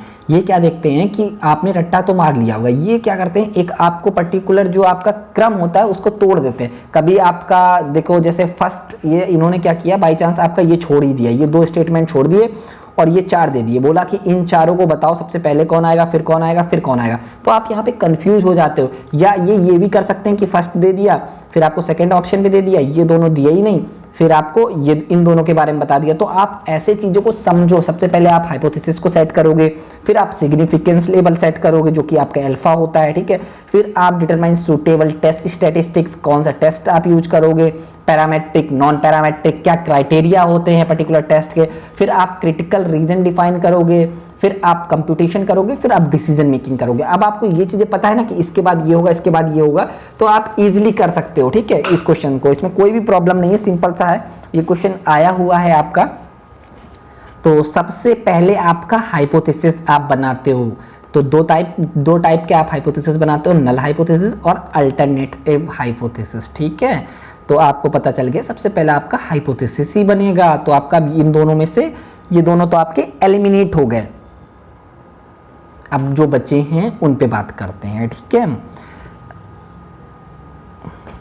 फिर इसके बाद आप क्या करते हो, सिग्निफिकेंस लेवल, जो कि आपका होता है alpha, probability of rejecting true null hypothesis, ठीक है, जिसको आप सिग्निफिकेंस लेवल आप डिफाइन करते हो। तो फिर आपका हो जाएगा फर्स्ट वाला, ये भी कैंसिल, तो आपने करेक्ट आंसर आइडेंटिफाई कर लिया। फिर आप डिटरमाइन सुटेबल टेस्ट स्टैटिस्टिक्स, फिर आप टेस्ट डिसाइड करते हो कि आप पैरामेट्रिक टेस्ट यूज करोगे कि नॉन पैरामेट्रिक टेस्ट यूज करोगे। अगर आपने पैरामेट्रिक टेस्ट डिफाइन किया, मतलब यूज करना है, फिर पैरामेट्रिक में भी आपके बहुत सारे टेस्ट हैं, T test, F test, Z test, आपका इसके बाद 1 वे एनोवा, 2 वे एनोवा, कौन सा टेस्ट यूज करोगे, फिर आप रिजेक्शन और क्रिटिकल रीजन आइडेंटिफाई करोगे, ठीक है।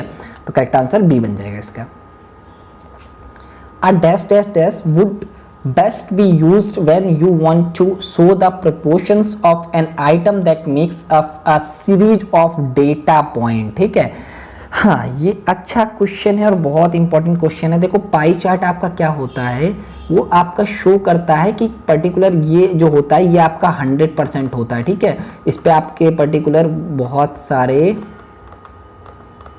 जो हैं DI के क्वेश्चंस बनते हैं, और इसको कभी कभी ये आपको एंगल में भी दे दिया जाता है। अगर एंगल की बात करेंगे तो वो 360 डिग्री होगा टोटल, ठीक है, ये ध्यान रखिएगा। कहाँ गया 360। तो ये जो आपके प्रोपोर्शन होता है, मान के चलो ये 10% आपका रिप्रेजेंट कर रहा है, ये आपका 20% रिप्रेजेंट कर रहा है, ये आपका 20% रिप्रेजेंट कर रहा है, ये पूरा जो होता है आपका 100% के बराबर होता है, ये आपका 50% रिप्रेजेंट कर रहा है पर्टिकुलर ऑप्शन। तो इसमें बोला गया है best used when you want to show proportions, जब आप प्रोपोर्शंस ऑफ आइटम शो करते हो उस कंडीशन पे आप यूज करते हो पाई चार्ट का। कॉलम चार्ट यूज नहीं करोगे। बार चार्ट के बारे में मैंने आपको बता दिया है, लाइन चार्ट के बारे में आगे डिस्कस करेंगे हम, ठीक है। The Pearson product moment correlation examines the relationship between two variables। अब देखो मैंने आपको बताया जो प्रोडक्ट मोमेंट कोरिलेशन होता है ये आपके पैरामेट्रिक टेस्ट में यूज होता है, ठीक है। पैरामेट्रिक टेस्ट जो होता है वो जो होता है आपका, उसमें कौन सा स्केल यूज होता है, ऐसे क्वेश्चंस को आपको लिंक करना होता है। पैरामेट्रिक टेस्ट में आपका कौन सा स्केल यूज होता है, इंटरवल और रेशियो स्केल यूज होता है। और इंटरवल और रेशियो स्केल को आप क्या बोलते हो, कॉन्टिन्यूअस वेरिएबल्स बोलते हो जब उन टाइप के स्केल्स की बात करते हैं, ठीक है। जब हम नॉन पैरामेट्रिक टेस्ट की बात करेंगे वहां पे हमारा कौन सा स्केल यूज होते हैं, वहां पे हमारे nominal and ordinal scale use होते हैं। इनको आप बोलते हो नॉन कंटिन्यूअस या डिस्क्रीट वेरिएबल्स होते हैं। यहाँ पे आपके कंटिन्यूअस वेरिएबल होते हैं। तो आपका करेक्ट आंसर इजीली आपको पता चल गया, डिसकंटिन्यूअस होगा नहीं, नॉमिनल लेवल होगा नहीं, लार्ज होगा नहीं, ठीक है। ये देखो मैंने दिया भी है आपको, इसको आप पढ़ भी सकते हो। इस टेबल को बहुत अच्छे से याद कर लो। पाई कोफिशिएंट तब यूज करते हैं जब आपके दोनों वेरिएबल नॉमिनल में होते हैं। रैंक बाय सीरियल कोफिशिएंट जब यूज करते हैं जब आपका एक वेरिएबल आपका नॉमिनल, दूसरा वेरिएबल आपका ऑर्डिनल में हो। पॉइंट बाय सीरियल आप तब यूज करते हो जब आपका एक वेरिएबल नॉमिनल, दूसरा वेरिएबल आपका इंटरवल पे हो, ठीक है। स्पेयर्समैन रैंक कोरिलेशन आप तब यूज करते हो जब आपके दोनों वेरिएबल ऑर्डिनल स्केल में हो, ठीक है। Pearson product moment correlation coefficient आप तब यूज करते हो जब आपके दोनों वेरिएबल इंटरवल स्केल में हो, ठीक है, इंटरवल स्केल पे हो, ठीक है। तो यहाँ पे आपको पता चल गया कि आपका जो आंसर होगा वो बी हो जाएगा। Next question, dash dash dash is a graphical representation of association between variables, ठीक है। जब एसोसिएशन की बात कर रहे हैं तो कहीं ना कहीं हम कोरिलेशन की बात कर रहे हैं, ठीक है। ये चीज समझ रहे हो ना, जब हम कोरिलेशन की बात कर रहे हैं तो हम कौन सा ग्राफिकल रिप्रेजेंटेशन यूज करते हैं, स्कैटर प्लॉट यूज करते हैं, रिग्रेशन प्लॉट नहीं यूज करते हैं। तो आपको पता, मैं आपको बता भी चुका हूं, कोरिलेशन के केस पे हमेशा हमारा स्कैटर प्लॉट यूज होता है, ठीक है। Next question, Karl Pearson coefficient of correlation between two variables is the product of the standard deviation square root of the. हाँ देखो ये भी सिंपल सा क्वेश्चन है, आया हुआ क्वेश्चन है, ये उसकी प्रॉपर्टी पे ही क्वेश्चन है। मैंने आपसे बोला कि प्रॉपर्टी बहुत अच्छे से पढ़ो क्योंकि प्रॉपर्टी पे बहुत सारे क्वेश्चन पूछे जाते हैं। The product of their standard deviation, बिल्कुल भी गलत स्टेटमेंट है भाई। जो उनके प्रोडक्ट, अगर काल पे अगर हमें आर फाइंड करना है तो प्रोडक्ट कर दे स्टैंडर्ड डेविएशन का तो आर फाइंड हो जाएगा, बिल्कुल भी नहीं फाइंड होगा। The covariance between the variables, बिल्कुल भी नहीं, ठीक है, ये भी हमारा गलत है। नन ऑफ दी अब तो छोड़ दो अभी। फिर जो होता है the square root of product their regression coefficient BXY multiply इससे बहुत क्वेश्चन पूछे जा रहे हैं यार, पता नहीं क्या ये फेवरेट क्वेश्चन लग रहा है मुझे उनका, नेट वालों का। इससे बहुत क्वेश्चन पूछ रहे हैं वो, ठीक है। तो करेक्ट आंसर ये हो जाएगा। अब देखो ये भी क्वेश्चन आया हुआ है, ये भी आपसे पूछ लिया, इसमें कुछ भी नहीं है। जब न्यूमेरिकल क्वेश्चन था तब भी मैंने इसको कराया था, प्रॉपर्टी से ही हो जाएगा। ये सिंपल सा फॉर्मूला है bxy और byx, जब आप इसको पुट करोगे तो आप इजीली इसको निकाल लोगे, कुछ भी नहीं है इस क्वेश्चन पे। इसको मैंने दूसरी बार इंक्लूड इसलिए किया है ताकि आप चीज़ें याद रखो अच्छे से। आंसर आपका 0.40 आ जाएगा इसमें। The main purpose of inferential statistics is to summarise data is in a useful and informative manner. देखो समराइज की हम बात करेंगे तो हमारा जो काम होता है वो डिस्क्रिप्टिव स्टैटिस्टिक्स का होता है, इन्फ्रेंशियल स्टैटिस्टिक्स का नहीं होता है। Estimate a population characteristics based on sample, ये हो सकता है क्या, ये कुछ कुछ लग रहा है आपको, चलो इसको भी छोड़ देते हैं। Determine if the data adequately represent the population, ये भी हमारा गलत है, ये भी आपका कहीं ना कहीं जो है वो डिस्क्रिप्टिव का ही पार्ट है। गैदर एंड कलेक्ट डेटा, ये तो आपका ऑब्वियस सी बात है डिस्क्रिप्टिव का पार्ट है। उसमें गैदर, उसमें क्या है, गैदर कलेक्ट समराइज करने का जो काम होता है वो डिस्क्रिप्टिव स्टैटिस्टिक्स का होता है।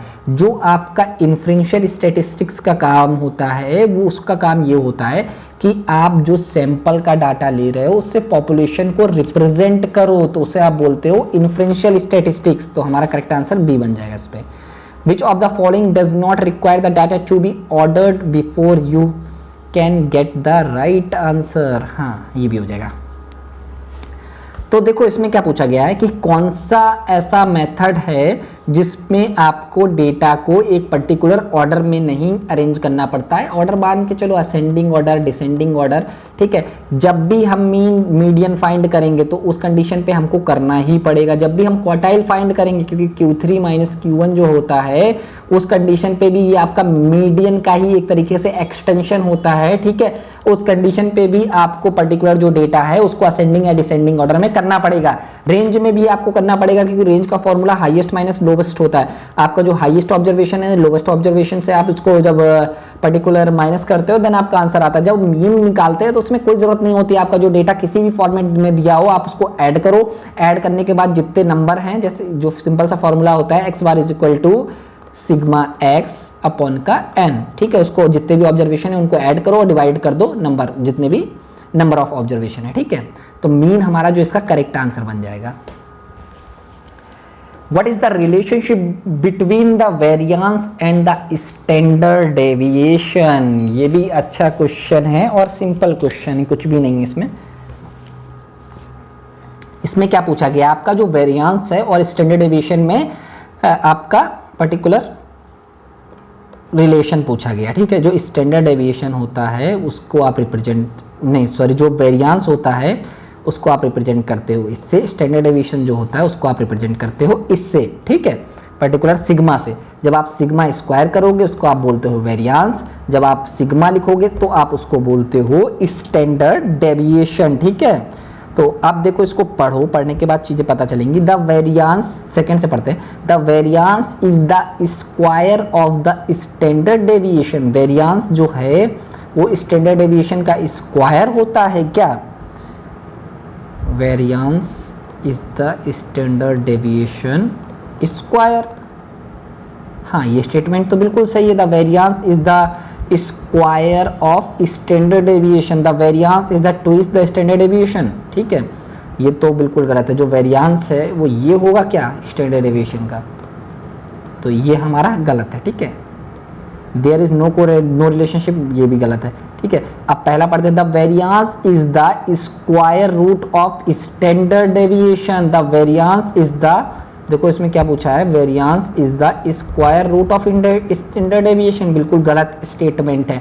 या तो ये बोलते the standard deviation is the square root of the variance, then ये करेक्ट स्टेटमेंट होता। तो हमारा जो करेक्ट हो जाएगा यहाँ पे बी वाला बन जाएगा, ठीक है। A numerical measure that is computed to describe a characteristics of entire population। ये वाला भी क्वेश्चन उनका बहुत फेवरेट है, आपके रिसर्च में भी बहुत पूछा जाता है। जब हम बात करेंगे पॉपुलेशन की तो बात होती है पैरामीटर की, पी स्क्वायर ध्यान रखना। जब हम बात करेंगे इसे आपके सैंपल की तो बात होती है हमारी स्टैटिस्टिक्स की, ठीक है, तब बात होती है स्टैटिस्टिक्स की। जब हम पॉपुलेशन का सैंपल निकालेंगे तो उसे हम बोलेंगे पैरामीटर, जब हम आपका सैंपल का पर्टिकुलर जो मीन है वो निकालेंगे तो हम बोलेंगे स्टैटिस्टिक्स। पॉपुलेशन के मीन को आप बोलोगे पैरामीटर, सैंपल के मीन को आप बोलोगे स्टैटिस्टिक्स। पॉपुलेशन के जो कैरेक्टरिस्टिक्स को बताएगा उसको आप बोलोगे पैरामीटर, जो सैंपल के कैरेक्टरिस्टिक्स को बताएगा उसको आप स्टैटिस्टिक्स बोलोगे। मैंने 6 से 7 क्वेश्चन इसी पे कवर किए हैं, ठीक है, मतलब 6 से 7 चीज़ें जो अलग अलग पूछी जा सकती है वो सब बता दी हैं आपको, ठीक है। तो हमारा जो करेक्ट आंसर बन जाएगा वो ए वाला बन जाएगा। हाँ, नेक्स्ट क्वेश्चन पे चलते हैं। Consider the following statement test. अब ये जो टेस्ट हैं इनको आप कंसीडर करो। अब इसमें क्या पूछा गया, which of this are parametric test. देखो ये क्वेश्चन भी आया है, सिर्फ आपको वो टेबल याद रहेगी जो मैंने टेबल प्रोवाइड की थी पहले, तो उस टेबल से आप आइडेंटिफाई कर सकते हो कौन सा टेस्ट आपका पैरामेट्रिक टेस्ट है, कौन सा टेस्ट आपका नॉन पैरामेट्रिक टेस्ट है। बेसिक चीजें अगर आपको अच्छे से पता है, आपको नहीं पता है test, T test, Z test या आपका काई स्क्वायर टेस्ट क्या होता है, लेकिन आप इजिली चीजों को बता सकते हो सिर्फ टेबल से देख के। तो अब इसमें पूछा गया कि कौन से टेस्ट आपके पैरामेट्रिक टेस्ट हैं। एफ टेस्ट आपका पैरामेट्रिक टेस्ट होता है, टी टेस्ट आपका पैरामेट्रिक टेस्ट होता है, आपका जी टेस्ट जो है वो भी आपका पैरामेट्रिक टेस्ट होता है, जो काई स्क्वायर टेस्ट है वो आपका नॉन पैरामेट्रिक टेस्ट होता है। तो आपका इजीली आपको पता चल गया कि जो करेक्ट आंसर है 1 2 3 हो जाएगा, ठीक है।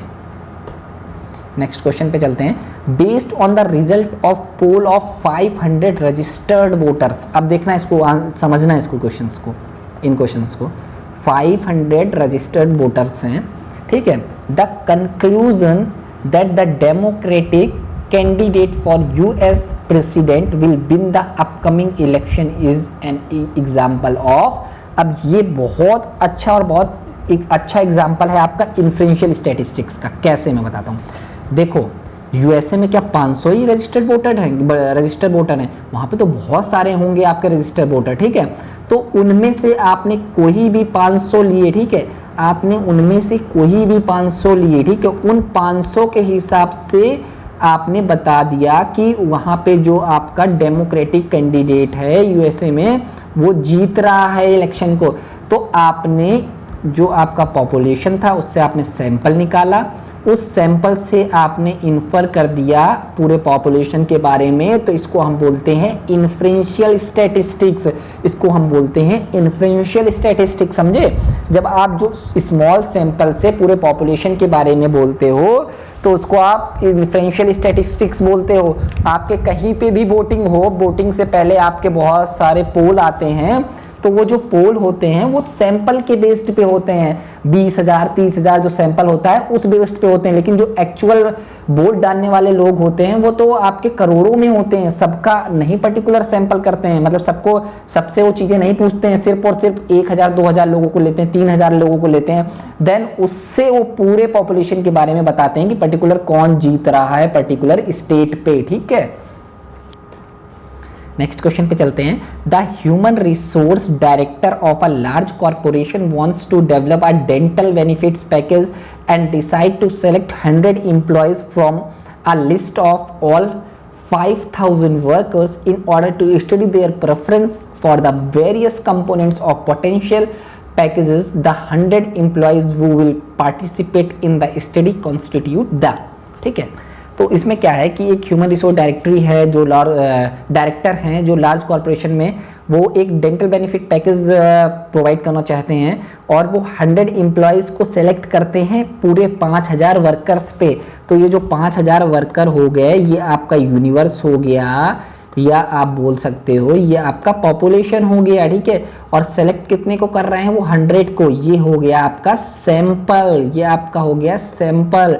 तो इसमें क्या हो, इन्होंने पूछा क्या है, द 100 एम्प्लॉयज वो will participate in this study constitute the, उसको क्या बोलेंगे, उसको आप बोलोगे सैंपल। अगर इसी क्वेश्चन में आपसे पूछ लेते ये 5,000 वर्कर को आप क्या बोलोगे, तो आपका ऑप्शन यूनिवर्स भी कभी कभी दिया होता, आपका ऑप्शन पॉपुलेशन भी दिया होता, ठीक है। तो वो दोनों सही होते। तो यहाँ पे जो करेक्ट आंसर बनेगा वो हमारा ए वाला बनेगा, ठीक है। इजिली आप इसको कर सकते हो, कोई भी दिक्कत नहीं हुई होगी। हाँ, नेक्स्ट क्वेश्चन पे चलते हैं। ये भी अच्छा क्वेश्चन है और बहुत इंपॉर्टेंट क्वेश्चन है भी। विच of the following statement about histogram is true, ठीक है। तो मैंने आपको अच्छे से बताया है, हिस्टोग्राम और बार ग्राफ के बारे में अच्छे से बताया है। अगर आपने वो चीज़ें देख ली हैं तो इजीली कोई भी क्वेश्चन आएगा आप इजीली कर लोगे। Histogram is a summary of interval data, बिल्कुल सही चीज़ें मैंने आपको बताया। जो हिस्टोग्राम होता है वो आपका इंटरवल डेटा या कंटिन्यूस डेटा पे थोड़ा सा काम करता है, मतलब उस पर ज़्यादा वर्क करता है, उसको ही ज़्यादा रिप्रेजेंट करता है, ठीक है। Histogram is made of series of interval data called classes, बिल्कुल सही चीज़ है। जो आपका बनता है कुछ इस टाइप का बनता है, ठीक है। ये फिर आपका इक्वल यहाँ पे कुछ क्लासेस होती हैं 0, 5, 10 इस तरीके से, ठीक है। The classes in a histogram cover the complete range of observation, बिल्कुल सही स्टेटमेंट है आपका। जो आपका बार ग्राफ होता है उसमें कहीं ना कहीं जो होता है वो पहले ये देन गैप दिया जाता है, कुछ गैप होता है, तो वहाँ पे थोड़ी सी प्रॉब्लम है इस चीज़ की। और वो जो होता है आपका क्वालिटेटिव डेटा एक्स एक्सिस पे, और यहाँ पे आपका क्वांटिटेटिव डेटा होता है बार ग्राफ में, ठीक है। तो आपके यहाँ पे जितने स्टेटमेंट हैं सारे स्टेटमेंट ट्रू हैं, ठीक है। नेक्स्ट क्वेश्चन पे चलते हैं। Which of the following measure of central is affected by an outlier. हाँ देखो, ये क्वेश्चन मैं पहले भी डिस्कस कर चुका हूँ कि जो मीडियन एंड मोड होते हैं वो आपके आउटलेयर से अफेक्टेड नहीं होते हैं, लेकिन जो आपका मीन होता है वो आपके आउटलेयर से हमेशा अफेक्टेड होता है। आपको मैंने प्रूव करके भी बताया है। ये क्वेश्चन दोबारा पूछा गया था इसलिए मैंने इसको फिर से इंक्लूड किया है बस। हाँ, ये बहुत अच्छा क्वेश्चन है और बहुत इंपॉर्टेंट क्वेश्चन है। अगर इस टाइप का क्वेश्चन आता है तो आप इजीली कर लो। देखो एनोवा है, ये एनोवा तब यूज करते हैं जब हमारा सैंपल है, अगर पर्टिकुलर जो टेस्ट है या उसमें 2 से ज़्यादा अगर हमें मीन के बीच डिफरेंस बताना पड़ता है तब हम एनोवा का यूज करते हैं, ठीक है। तो ये इसकी पर्टिकुलर फॉर्मेट है या टेबल होती है, इस टेबल को हमें फॉलो करना होता है। देखो इस क्वेश्चन पे आपको सब कुछ दिया गया है और आपसे एफ वैल्यू पूछी गई है या एफ रेशियो पूछा गया है, ठीक है। तो आपको एसएसबी दिया गया है, ठीक है। आपको एसएसबी जो है वो आपका 100 है, ठीक है। आपको एसएसडब्ल्यू जो है वो आपका 24 है, और एसएसटी जो हो जाएगा वो आपका सम ऑफ स्क्वायर टोटल जो है 124। डिग्री ऑफ फ्रीडम आपको दी गई है, ठीक है। तो आपको सबसे पहले एमएस निकालना होगा, ठीक है। एमएस निकालने के लिए सबसे पहले आपको एमएसबी निकालना होगा। अगर आप एमएसबी निकालोगे तो SSB divided by degree of freedom होगा, तो आपका SSB sum of square between divided by degree of freedom 3 हो गया, ठीक है। फिर आपका MSW sum of square between rows, ठीक है, 24 डिवाइडेड बाय 16 हो जाएगा। जब आप 100 को 3 से डिवाइड करेंगे तो आपका जो आएगा 33.33 हो जाएगा, ठीक है डियर, 33.33 हो जाएगा, ठीक है। जब आप इसको डिवाइड करेंगे तो आपका 1.5 आएगा। अब आपको एफ रेशियो निकालना होता है तो आप M S B divide by M S W करते हो, ठीक है। जब आप 33.33 को 1.5 से डिवाइड करेंगे तो हमारा करेक्ट आंसर जो बनेगा एफ का 22.22 बन जाएगा। ये क्वेश्चन पूछा गया है, कितना सिंपल है, कुछ भी नहीं है। सिर्फ और सिर्फ आपको फॉर्मेट पता होना चाहिए, बेसिक कंसेप्ट आपका क्लियर होने चाहिए बस, ठीक है। हाँ, ये अच्छा क्वेश्चन है। A researcher was interested in stress level of lecturer during lectures, ठीक है।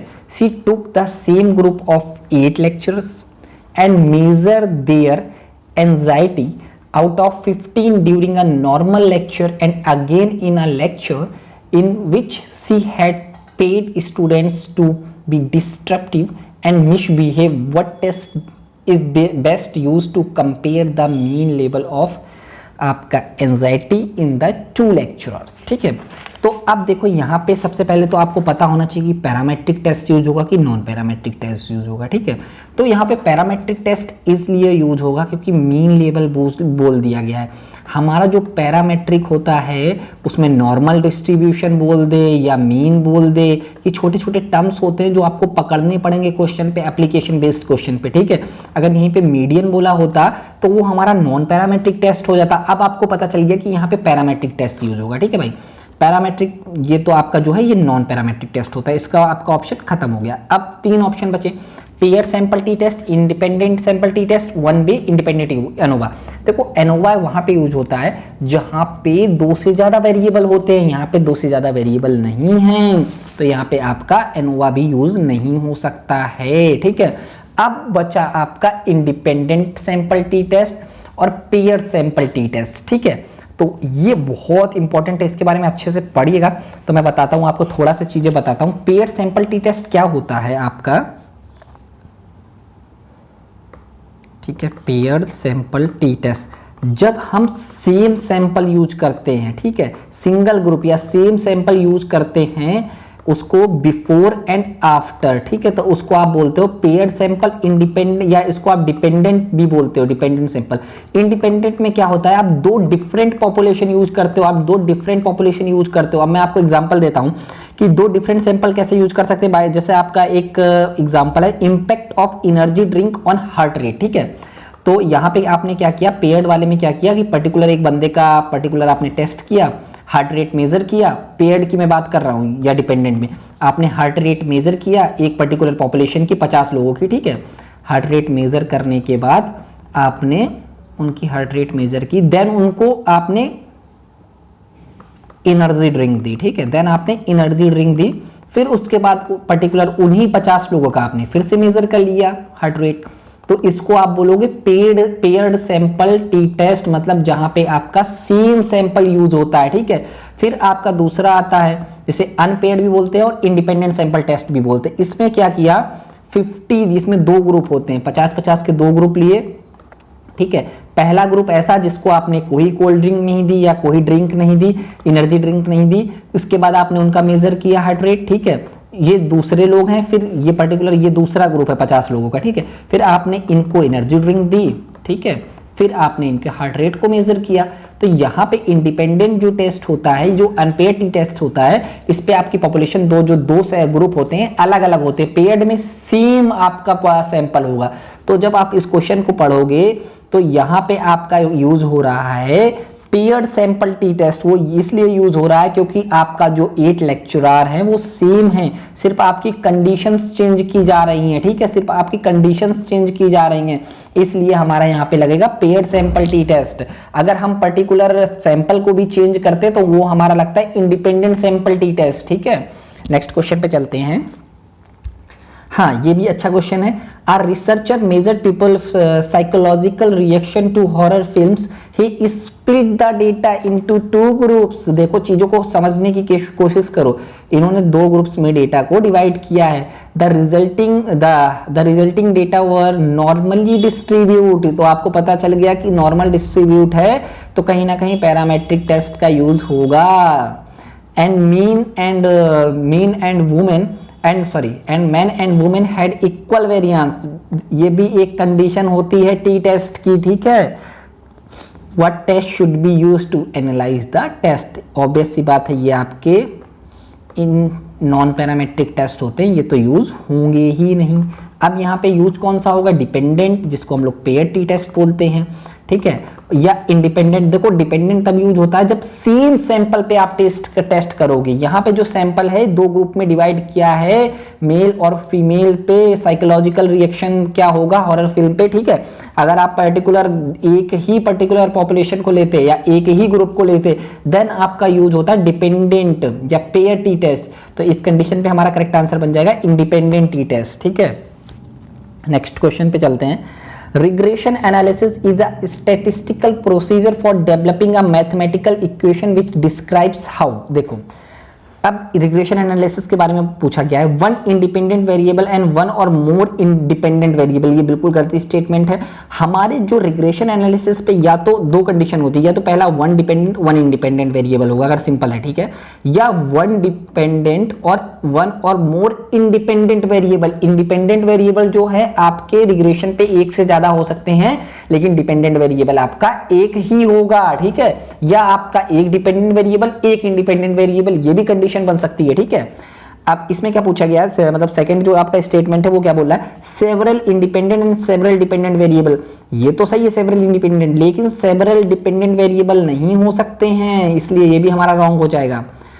वन डिपेंडेंट एंड वन और more than one independent variable, ये हमारा करेक्ट आंसर बन जाएगा। जो मैंने आपको बताया कि हमारा जो रिग्रेशन होता है मल्टीपल रिग्रेशन, उसमें एक डिपेंडेंट वेरिएबल होता है और एक से ज्यादा इंडिपेंडेंट वेरिएबल हो सकते हैं, ठीक है। जैसे आपका अगर हम एग्जांपल आपको दें, impact of demand,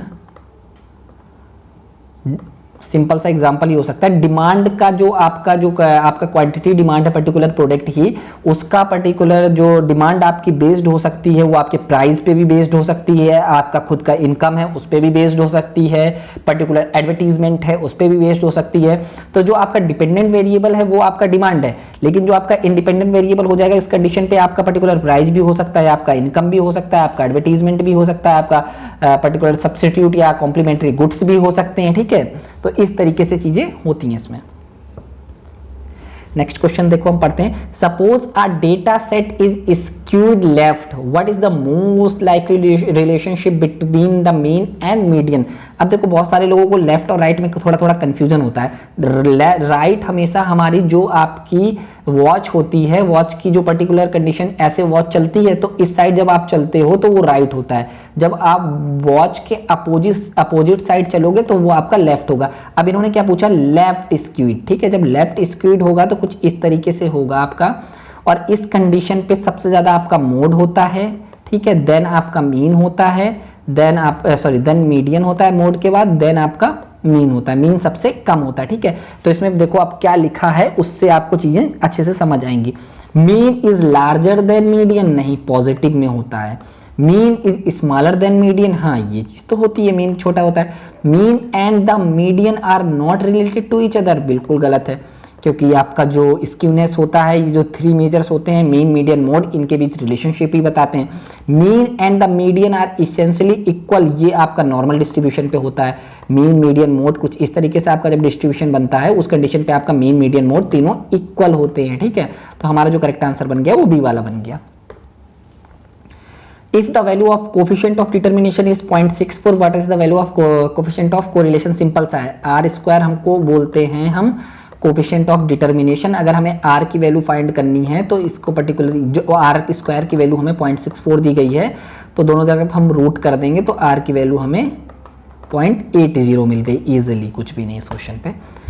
in regression analysis the variable which is being predicted is the, अब देखो मैंने एक वीडियो बनाया था इससे पहले आपका एमसीक्यू का रिसर्च का, उस पे मैंने आपको बताया था कि आप इंडिपेंडेंट वेरिएबल को और क्या बोल सकते हो, डिपेंडेंट वेरिएबल को क्या बोल सकते हो, 5 से 6 नाम हैं, वो सारे मैंने बताए थे। तो जिन्होंने वो वीडियो देखा होगा उन जो नेम है वो डिपेंडेंट वेरिएबल को हम क्या क्या बोल सकते हैं और इंडिपेंडेंट वेरिएबल को हम क्या क्या बोल सकते हैं, उनको कमेंट करो, ठीक है। क्योंकि उससे क्या होता है कि चीजें आपकी बार बार जब वो चीजें आपकी रिपीट होती हैं तो आपको अच्छे खासे आपके माइंड में वो चीज फिट हो जाती है, ठीक है। तो इसलिए बहुत सारे ऐसे भी क्वेश्चन हैं जो मैं रिपीट कर रहा हूँ, 4-5 क्वेश्चन ऐसे होंगे जो रिपीट हो रहे हैं, तो उनका रीजन ये है क्योंकि बहुत ज्यादा इंपॉर्टेंट है, उनका एग्जाम में आने के चांसेस बहुत ज्यादा है, ठीक है। तो इसलिए थोड़ा सा रिपीटेशन हो रहा होगा। तो अब इसमें क्या बोला गया, रिग्रेशन एनालिसिस पे, ठीक है। प्रिडिक्टेड वेरिएबल किसे बोलते हैं, प्रिडिक्टेड वेरिएबल हम बोलते हैं डिपेंडेंट वेरिएबल को। प्रिडिक्टर वेरिएबल हम किसको बोलते हैं, प्रिडिक्टर वेरिएबल हम बोलते हैं इंडिपेंडेंट वेरिएबल को। जो प्रिडिक्ट करते हैं जिस वेरिएबल को उसे हम बोलते हैं डिपेंडेंट वेरिएबल। डिपेंडेंट वेरिएबल को ही हम प्रिडिक्ट करते हैं, जैसे कि डिमांड और प्राइस के बीच हमें रिग्रेशन एनालिसिस है, जैसे एज एंड हाइट के बीच है, ठीक है, एज एंड हाइट के बीच है, ठीक है। जो हाइट है ये हमारा डिपेंडेंट वेरिएबल हो जाएगा, एज जो है हमारा इंडिपेंडेंट वेरिएबल हो जाएगा, ठीक है। तो हम प्रिडिक्ट किसे कर रहे हैं, हाइट को ही तो प्रिडिक्ट करते हैं एज के अकॉर्डिंग, इसीलिए हम एज को बोलते हैं प्रिडिक्टर, ठीक है, और इसको बोलते हैं प्रिडिक्टेड डिपेंडेंट वेरिएबल को। नेक्स्ट क्वेश्चन पे चलते हैं। इन रिग्रेशन एनालिसिस एसएसई एसएसआर, अब आपको इसके मतलब नहीं पता होंगे, ये थोड़ा सा हायर लेवल का क्वेश्चन है, ये क्वेश्चन आज तक आया नहीं है, लेकिन मैंने इसलिए इंक्लूड किया, बाई चांस अगर ये क्वेश्चन आ जाता है, इसके आने के चांसेस लग रहे हैं मुझे, और अच्छा क्वेश्चन है ये। तो ये कुछ टर्म्स हैं, उनको बहुत अच्छे से याद रखिएगा। कोफिशिएंट ऑफ डिटर्मिनेशन जो होता है वो आपका 2 इसके फॉर्मूले बनते हैं। पहला फॉर्मूला बनता है आपका SSR, जिसे आप बोलते हो सम ऑफ स्क्वायर रिग्रेशन। अगर जिसको आपको फाइंड करना है कुछ इस तरीके से फाइंड करते हो, ये आपका रिग्रेशन का ही थोड़ा सा एक्सटेंडेड वर्जन है, मतलब रिग्रेशन पे ही कुछ चीज़ें और करके कोरिलेशन ऑफ डिटर्मिनेशन हम फाइंड करते हैं, ठीक है। फिर हम बात करते हैं SST की। SST जो होता है वो हमारा सम ऑफ स्क्वायर टोटल होता है, ठीक है। और या तो आप इस फॉर्मूले से भी निकाल सकते हो, 1 minus SSE divided by SST। अब इस क्वेश्चन पे आपको क्या क्या दिया है, आपको SSE दिया है और SSR दिया है, ठीक है। तो आपको बोला है कोफिशिएंट ऑफ डिटर्मिनेशन, तो कोई दिक्कत नहीं, निकल जाएगा। SSR आप देखो फॉर्मूला क्या होता है, SSR डिवाइडेड बाई SST। अब SST का क्या फॉर्मूला होता है, टोटल का फॉर्मूला होता है SSR प्लस SST, ठीक है। फॉर्मूले याद करने पड़ेंगे, ठीक है। अब सबसे पहले आपको SSR की वैल्यू 300 दी है, ठीक है, इजीली आप कर सकते हो। और SST के लिए आपको चाहिए क्या होता है, SSR प्लस SSE, इन दोनों को ऐड करोगे तो 500 आ जाएगा। जब आप इसको करोगे सॉल्व तो आपका करेक्ट आंसर 0.600 बनेगा, ठीक है। नेक्स्ट क्वेश्चन पे चलते हैं। A variable that can not be measured in terms of how much और how many but instead if is assigned values to represent the category is called, ठीक है। तो ये जो होता है वो हमारा होता है क्वालिटेटिव वेरिएबल। ऐसे वेरिएबल्स जिन्हें हम नंबर के फॉर्म में नहीं कन्वर्ट कर सकते हैं उन्हें हम बोलते हैं क्वालिटेटिव वेरिएबल्स। मैंने आपको एग्जांपल्स भी दिए हैं, आप इनको अच्छे से पढ़िए और समझिए। जो भी चीज़ें आपको कन्फ्यूजन लगती हूँ कमेंट करा करिए, मैं उनको भी सॉल्व करने की कोशिश करूँगा। इसके अलावा टेलीग्राम चैनल भी है मेरा, आप वहाँ से भी जाके देख सकते हो, जो डाउट हो वो भी आप वहाँ पे भी कर सकते हो, वहाँ पे भी मैं सॉल्व करने की कोशिश करूँगा, ठीक है। As a sample size increases the variance of sample mean. अब ये बहुत इंपॉर्टेंट, ये भी एप्लीकेशन बेस्ड क्वेश्चन है। तो इसमें क्या पूछा गया है आपसे कि जैसे जैसे हम सैंपल का साइज इंक्रीज करते हैं जो वेरिएंस है सैंपल मीन का वो कम होता जाता है, ठीक है। ऐसा क्यों होता है, सैंपल और पॉपुलेशन का आपको कॉन्सेप्ट पता होगा, ठीक है। अगर हमारा जो सैंपल है वो पॉपुलेशन के बराबर हो जाएगा तो उस कंडीशन पे वेरिएंस हमारा क्या बताता है, वेरिएबिलिटी। आपका डाटा जो आपके सैंपल में डेटा में वेरिएबिलिटी कितनी है, जब अगर वेरिएबिलिटी ज़्यादा होगी तो वो आपका वेरिएंस ज़्यादा होगा, अगर वेरिएबिलिटी कम होगी तो आपका वेरिएंस कम होगा। अगर आपका सैंपल पॉपुलेशन के बराबर होगा तो उस कंडीशन पे आपकी वेरिएबिलिटी कोई नहीं होगी। लेकिन अगर इसमें क्या पूछा जा रहा है, जैसे जैसे आप अगर सैंपल साइज इंक्रीज करोगे जो आपका वेरिएंस है वो आपका कम होता जाएगा, ठीक है। ईजिली आप इसको ध्यान रख सकते हो। हाँ, ये जो हैं ये आप जब भी रिग्रेशन पढ़ोगे तो उनके कुछ अजम्पशंस होते हैं, ये जो आपको फॉलो करने ही पड़ते हैं, ठीक है। तो वो उनके लिए बहुत इंपॉर्टेंट है। In multiple regression analysis qualitative variable are sometime refers to. देखो क्वालिटेटिव वो वेरिएबल्स होते हैं, आपको पता है मल्टीपल रिग्रेशन में आपका क्या होता है, एक डिपेंडेंट वेरिएबल होता है और एक से ज़्यादा आपके इंडिपेंडेंट वेरिएबल होते हैं, वन और मोर इंडिपेंडेंट वेरिएबल होते हैं मल्टीपल रिग्रेशन पे, ठीक है। अब ये कंडीशन आपको पता है, लेकिन ये जो रिलेशन बताते हैं वो आपके क्वालिटेटिव डेटा पे बताते हैं, क्वांटिटेटिव डेटा पे नहीं बताते, सॉरी, ये क्वांटिटेटिव डेटा पे आपको रिलेशन बताते हैं आपके नंबर्स के फॉर्म पे। लेकिन कभी कभी क्या होता है कि क्वालिटेटिव वेरिएबल्स भी दिए होते हैं, तो इस कंडीशन पे उन क्वालिटेटिव वेरिएबल को हम लोग डमी वेरिएबल पे कन्वर्ट कर लेते हैं। डमी वेरिएबल पे जैसे मान के चलो आपको जेंडर दिया गया है, जेंडर में आपका मेल और फीमेल दिया गया है, ठीक है, मेल और फीमेल दिया गया। अब इस मेल और फीमेल पे तो हम स्टडी कर नहीं सकते हैं क्योंकि भाई ये क्वालिटेटिव डेटा है, तो इसको क्वांटिटेटिव में कन्वर्ट करने के लिए मेल को हम 0 मान लेंगे, फीमेल को हम 1 मान लेंगे। कुछ इस तरीके से चीज़ें करते हैं। देखो ये आपको दिया भी गया है, यस। अब आपका डमी वेरिएबल मार्केट जो आपका है सेल्स का प्राइस पे इम्पैक्ट पूछा गया, ठीक है। तो तीसरा वेरिएबल इन्होंने एडवर्टीजमेंट भी ले लिया है, ठीक है, एडवर्टीजमेंट भी ले लिया। सेल्स जो हो गया आपका वो डिपेंडेंट वेरिएबल हो गया, आपका इंडिपेंडेंट वेरिएबल प्राइस हो गया, और यहाँ पे एडवर्टीजमेंट आपका इंडिपेंडेंट वेरिएबल हो गया, 2 इंडिपेंडेंट वेरिएबल हो गया, क्योंकि कहीं ना कहीं जो सेल्स है उसका एडवर्टीजमेंट का भी इम्पैक्ट पड़ता है, ठीक है। तो अब एडवर्टीजमेंट यस नो ही होगा, या तो एडवर्टीजमेंट कर रहा होगा या तो एडवर्टीजमेंट नहीं कर रहा होगा। अगर एडवर्टीजमेंट कर रहा होगा तो डमी वेरिएबल हम असाइन करेंगे 1, अगर नहीं कर रहा होगा तो डमी वेरिएबल हम असाइन करेंगे 0। कुछ इस तरीके से चीज़ें चलती हैं इस पर, ठीक है। तो इसका हम एनालिसिस कर सकते हैं। अगर यस नो दिया जाता तो उसको हम एनालिसिस नहीं कर सकते हैं, इसलिए हम इसको डमी वेरिएबल पे कन्वर्ट करते हैं। हाँ, next question, a negative value for correlation indicate. देखो जब पॉजिटिव कोरिलेशन होगा तो दोनों वेरिएबल सेम डायरेक्शन पे मूव होंगे, ठीक है। अगर एक इंक्रीज होगा तो दूसरा भी इंक्रीज होगा, अगर निगेटिव होगा तो एक इंक्रीज हो रहा है तो दूसरा डिक्रीज होगा, या दूसरा डिक्रीज हो रहा है तो पहला इंक्रीज होगा, कुछ इस तरीके से चलेगा। पॉजिटिव कोरिलेशन हमारा पॉजिटिव में होता है, 0 से 1 के बीच होगा, ठीक है। निगेटिव कोरिलेशन जो होगा हमारा -1 से 0 के बीच होगा, ठीक है। निगेटिव वैल्यू होगी। अब देखो इसमें ऑप्शंस में क्या दिए गए हैं, a much stronger relationship than if the correlation were positive, ऐसा कुछ भी नहीं है, ये तो हमारा स्टेटमेंट रॉन्ग हो गया, ठीक है। A much weaker relationship than if the correlation were positive, ये भी गलती स्टेटमेंट है।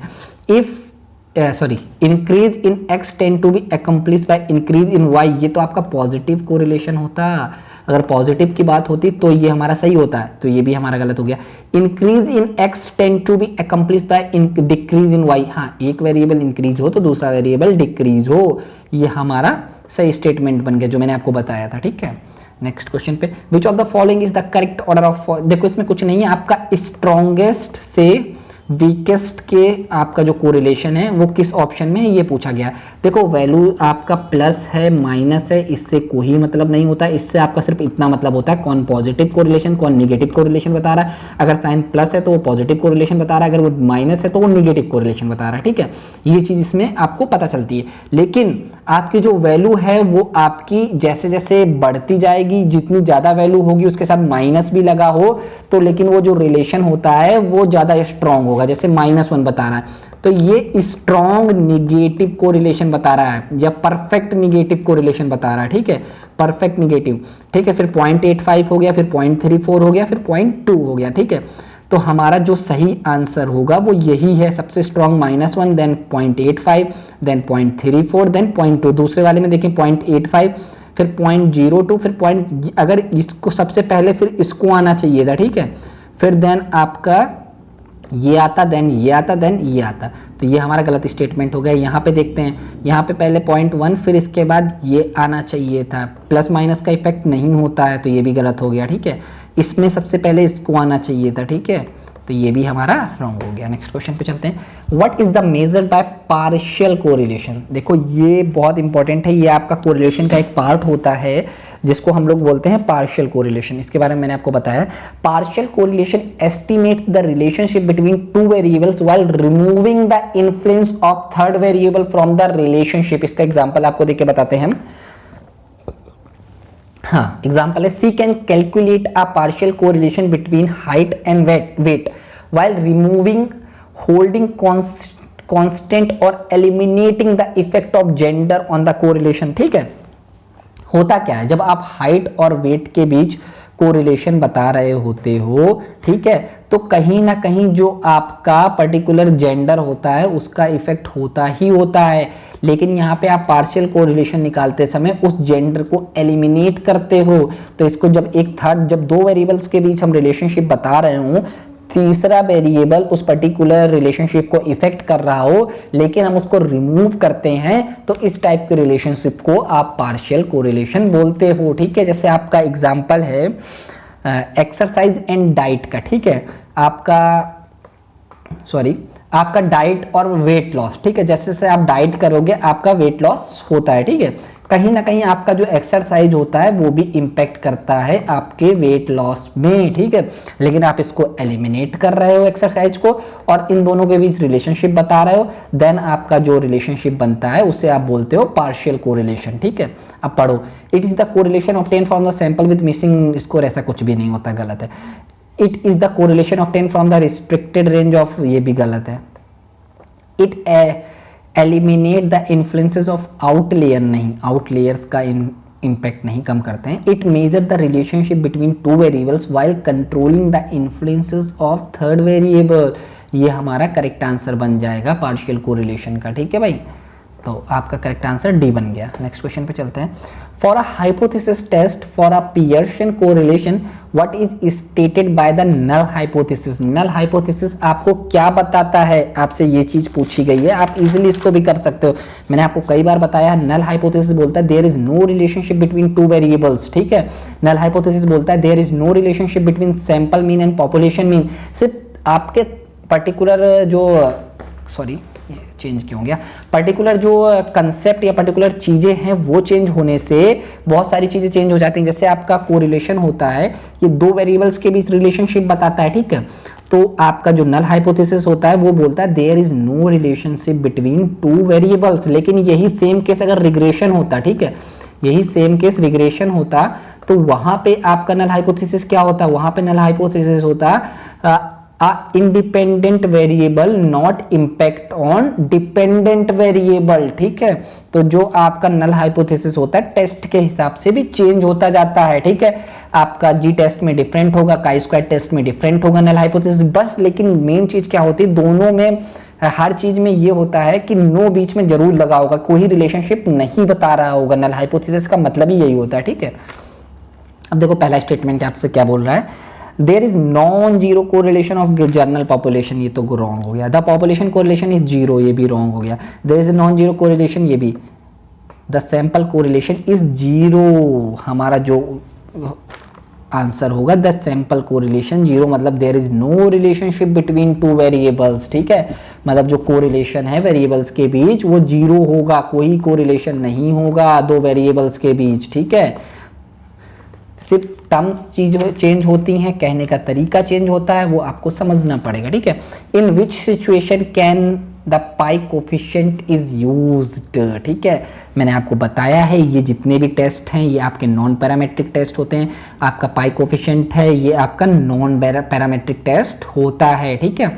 अब नॉमिनल आपका जो डेटा होता है इसको कभी कभी डाइकोटमस भी बोलते हैं। डाइकोटमस इसलिए बोलते हैं जैसे आपका पर्टिकुलर मान के चलो जेंडर हो गया तो वहाँ पे आपके दो ही ऑप्शन होते हैं ना, मेल और फीमेल, जहाँ पे दो ऑप्शन होते हैं उसको आप डाइकोटमस बोलते हो। पाई कोफिशिएंट वहाँ यूज होता है जहाँ आपके दो वेरिएबल हों एक्स एंड वाई और दोनों डाइकोटमस हों, ठीक है, दोनों वेरिएबल डाइकोटमस हो, ठीक है। या आप नॉमिनल भी बोल सकते हो, नॉमिनल भी बोल सकते हो, कोई दिक्कत नहीं है। ये चीजें कुछ बहुत चीजें हैं जो चेंज होती रहती हैं, ठीक है। नॉमिनल वेरिएबल जो होता है वो डाइकोटमस जो वेरिएबल होता है वो नॉमिनल वेरिएबल ही आपका होता है, ठीक है, इस तरीके से। Next question, the appropriate correlation coefficient for measuring the direction and strength of the linear relationship between one continuous and one dichotomous variable, ठीक है। तो यहाँ पे आप ये भी बोल सकते हो एक जो वेरिएबल होगा कंटिन्यूअस में आपका इंटरवल एंड रेशियो स्केल आता है, बेसिकली हम कंसीडर इंटरवल स्केल को ही करते हैं। डाइकोटमस का मतलब होता है हमारा नॉमिनल वेरिएबल। ऐसा कौन सा कोरिलेशन कोफिशिएंट होता है जो इंटरवल वेरिएबल और आपका नॉमिनल वेरिएबल्स के बीच रिलेशनशिप बताता है। मैंने आपको ऑलरेडी बताया, देखो कौन सा वेरिएबल होता है, इंटरवल और आपके नॉमिनल स्केल के बीच, उसको आप बोलते हो पॉइंट बाय सीरियल कोरिलेशन। देखो आपको दिया है ना, ये सब एप्लीकेशन बेस्ड क्वेश्चन है। अगर आप इस टेबल को अच्छे से याद कर लोगे, अगर इससे रिलेटेड कोई भी क्वेश्चन आएगा तो आप इजीली कर लोगे, इससे क्वेश्चंस आते हैं, ठीक है। आपका एक नॉमिनल वेरिएबल है और एक आपका इंटरवल वेरिएबल है। आपका जो कंटिन्यूअस होता है वो कहीं ना कहीं इंटरवल वेरिएबल होता है, डाइकोटोमस जो होता है वो नॉमिनल वेरिएबल होता है। तो आपका करेक्ट आंसर इसमें बन जाएगा point by serial correlation coefficient, ठीक है। 61 का आपका बी। हाँ, नेक्स्ट क्वेश्चन पे चलते हैं, ये भी अच्छा क्वेश्चन है। The assumption that there is an equal variance or scatter of data point dispersed along the regression line is refers to, ये जो आपका कंसेप्ट है, जब आप रिग्रेशन के अजम्पशंस पढ़ेंगे ये सारे आपके रिग्रेशन के अजम्पशंस होते हैं, ठीक है। खासकर ये तीन आपके जो हैं ये आपके रिग्रेशन के कंसेप्ट, जब आप रिग्रेशन कंसेप्ट पढ़ोगे तो उसमें एक अजम्पशंस होते हैं, उनको जब पढ़ोगे तब आपको चीज़ें समझ आएंगी। तो मैं आपको बताता हूँ, देखो ये जो कंसेप्ट है होमोडिसाइसिटी का, इसमें क्या है कि इसमें आपका बताता है कि जो आपका वेरियांस हो वो इक्वल हो। एक आप स्कैटर प्लॉट जब आप इस तरीके से करो, जो उसके पास का डेटा हो कुछ इस तरीके से हो, ठीक है, मतलब जो डेटा हो कुछ इस तरीके से हो, आपका डेटा कुछ ऐसा ना हो। जब आप उसको बनाओ तो अगर आपका ऐसा डेटा है इस तरीके का तो फिर वो आपके लिए प्रॉब्लम करता है और इस कंडीशन पे आप रिग्रेशन का यूज नहीं कर सकते हो, आपका एरर टर्म ज्यादा होगा इस कंडीशन पे, ठीक है। इस कंडीशन पे आपका आउटलेयर का इफेक्ट बहुत ज्यादा होगा, ठीक है। यहां पे सिर्फ आप इतना समझो, इसका मतलब सिर्फ और सिर्फ इतना होता है इक्वल वेरियांस, जो आपका स्कैटर प्लॉट है उसमें इक्वल वेरियांस हो, ठीक है। होमोडाइसिटी में इतना सा है कि आपका जो वेरियांस है वो इक्वल हो। ये मैंने और चीज़ें लिखी हैं, ठीक है। कुछ इस तरीके से चीज़ें नहीं चलनी चाहिए, अगर इस तरीके से चीज़ें चल रही हैं तो फिर आपके लिए प्रॉब्लमेटिक है, ठीक है। जो वेरियांस हो रिग्रेशन लाइन के, आपके पर्टिकुलर डिस्ट्रीब्यूशन के, जो रिग्रेशन लाइन आपकी ये है इसके पास होना चाहिए, ठीक है। ये आपका एक अजम्पशंस होता है, अगर ये अजम्पशन फॉलो नहीं करता है तो आप रिग्रेशन को नहीं यूज कर सकते। The equation for the regression line is, देखो ये क्वेश्चन भी आता है और बहुत सिंपल है। y को आप हमेशा डिपेंडेंट वेरिएबल बोलते हो, मैं कई बार बता चुका हूँ। a जो होता है वो आपका इंटरसेप्ट होता है, b जो होता है वो आपका स्लोप होता है, ठीक है। x जो होता है वो आपका इंडिपेंडेंट वेरिएबल होता है। अब इन्होंने कहा a किसको रिप्रेजेंट कर रहा है, a रिप्रेजेंट करता है कांस्टेंट और इंटरसेप्ट को, ठीक है। रिग्रेशन कोफिशिएंट को नहीं करता है, प्रेडिक्टेड को नहीं करता है, ठीक है, इसको भी नहीं करता है। The difference between G test and T test is that in G test, देखो जब आपका टी टेस्ट होता है वो बेसिकली तब यूज होता है जब आपका स्मॉल सैंपल साइज होता है और आपको वेरियांस और स्टैंडर्ड डेविएशन के बारे में नहीं पता होता, ठीक है। जो आपका सैंपल साइज होता है वो 30 से कम होता है। जी टेस्ट तब यूज होता है जब आपका सैंपल साइज 30 से ज़्यादा होता है, ठीक है। जो आपका वेरियांस और स्टैंडर्ड डेविएशन होता है वो आपको पता होता है, ठीक है। तो इन्होंने जी टेस्ट के बारे में पूछा है। जी टेस्ट में क्या होता है एडिशनल टी टेस्ट से, 2 सैंपल्स आर यूज्ड, बोथ दोनों में यूज होते हैं 2 सैंपल, तो ठीक है। तो ये तो गलत हो गया। डिफरेंस पूछा है, the population standard deviation is known, ठीक है। ये हमारा करेक्ट आंसर होगा। जो जी टेस्ट होता है उसमें स्टैंडर्ड डेविएशन और वेरिएंस पता होता है, लेकिन जो आपका पर्टिकुलर टी टेस्ट होता है उसमें हमें पता नहीं होता है। मीन तो दोनों में पता होता है, ठीक है। तो ये भी गलत हो जाएगा हमारा। The population standard deviation unknown जो होता है वो टी टेस्ट में होता है, ठीक है। जी टेस्ट में नोन होता है स्टैंडर्ड डेविएशन, ठीक है। हाँ, ये मैच द फॉलोइंग है और बहुत सिंपल सा है, कुछ नहीं। जब नो कोरिलेशन मतलब जीरो, कोई कोरिलेशन नहीं। Perfect correlation, perfect positive correlation भी कभी कभी इसको बोल देते हैं। परफेक्ट, अगर परफेक्ट कोरिलेशन बोल दिया तो +1 भी हो सकता है और -1 भी हो सकता है, ठीक है। अगर परफेक्ट पॉजिटिव कोरिलेशन बोला तो वो हमेशा +1 होगा। अगर परफेक्ट निगेटिव कोरिलेशन बोला उस कंडीशन पे वो हमेशा -1 होगा, ठीक है। मॉडरेट कोरिलेशन जो होता है 0.6 से 0.75 के बीच, ये आपका प्लस भी हो सकता है, आपका माइनस भी हो सकता है, ठीक है। वेरी हाई कोरिलेशन आपका 0.9 और उससे ज़्यादा होता है, ठीक है। तो इसका सिंपल सा 1 2 3 4 ही बन जाएगा, ये वाला आंसर। फर्स्ट रॉन्ग हो जाएगा, सेकेंड थर्ड भी रॉन्ग हो जाएगा, फोर्थ भी। हाँ, the T distribution is more different from the standard normal distribution when sample size is, ये देखो बहुत अच्छा क्वेश्चन है। T distribution is most different from the standard normal distribution when sample size, basically आपसे इसमें application की बात की गई है। टी डिस्ट्रीब्यूशन का हम कब यूज करते हैं, मैंने आपको बताया है कि टी टेस्ट का तब यूज होता है, इसको स्टूडेंट टी टेस्ट भी बोलते हैं, ठीक है। इसको स्टूडेंट टी टेस्ट भी बोलते हैं। आपसे मेरा क्वेश्चन है, इसको स्टूडेंट टी टेस्ट क्यों बोलते हैं, आप पता करने की कोशिश कीजिएगा। बहुत सिंपल सा कंसेप्ट है और बहुत इंपॉर्टेंट है, ठीक है। टी टेस्ट, आपका एफ टेस्ट, आपका जी टेस्ट, आपका एनोवा, इनसे क्वेश्चंस आते ही आते हैं, ठीक है। तो टी टेस्ट में हमें जो हमारा डिस्ट्रीब्यूशन होता है या आपका नॉर्मल डिस्ट्रीब्यूशन होता है वो, उसमें हम सैंपल जो होता है हमारा बहुत स्मॉल होता है। मैंने बताया भी है कि टी टेस्ट जब यूज होता है जब आपका सैंपल साइज 30 से कम होता है, ठीक है। If a researcher measure the performance of 10 students in her statistics class, all taking the course, and then use those data to predict the performance of her remaining 30 students in the class, that would be the example of, ये भी देखो अच्छा question है और बहुत simple सा question है। मैंने आपको बताया कि एक रिसर्चर जो है कि अपने क्लास में द पर्टिकुलर परफॉर्मेंस को मेजर करना चाहता था। उसने 10 स्टूडेंट्स का जो स्टेटिस्टिक्स का पर्टिकुलर परफॉर्मेंस है उसको मेजर किया और उनसे जो रिमेनिंग 30 स्टूडेंट हैं पूरे पॉपुलेशन के बारे में उनसे उसने फाइंड किया। तो इसको आप बोलते हो स्टैटिस्टिकल इन्फ्रेंसेस, ठीक है, या इन्फ्रेंशियल स्टैटिस्टिक्स, ठीक है। इसको आप बोलते हो स्टैटिस्टिकल इन्फ्रेंसेस या स्टैटिस्टिकल इन्फ्रेंस, ठीक है। The pi correlation is computed, ये मैंने आपको बताया था। जो पाई कोरिलेशन होता है ये आपका डाइकोटमस डेटा पे बेस्ड होता है, लेकिन जो आपका स्पेसमैन कोरिलेशन होता है वो आपका इंटरवल या कंटिन्यूअस डेटा पे बेस्ड होता है, ठीक है। हाँ, next question, in multiple regression analysis the correlation among the dependent variable is termed. हाँ, ये बहुत अच्छा क्वेश्चन है।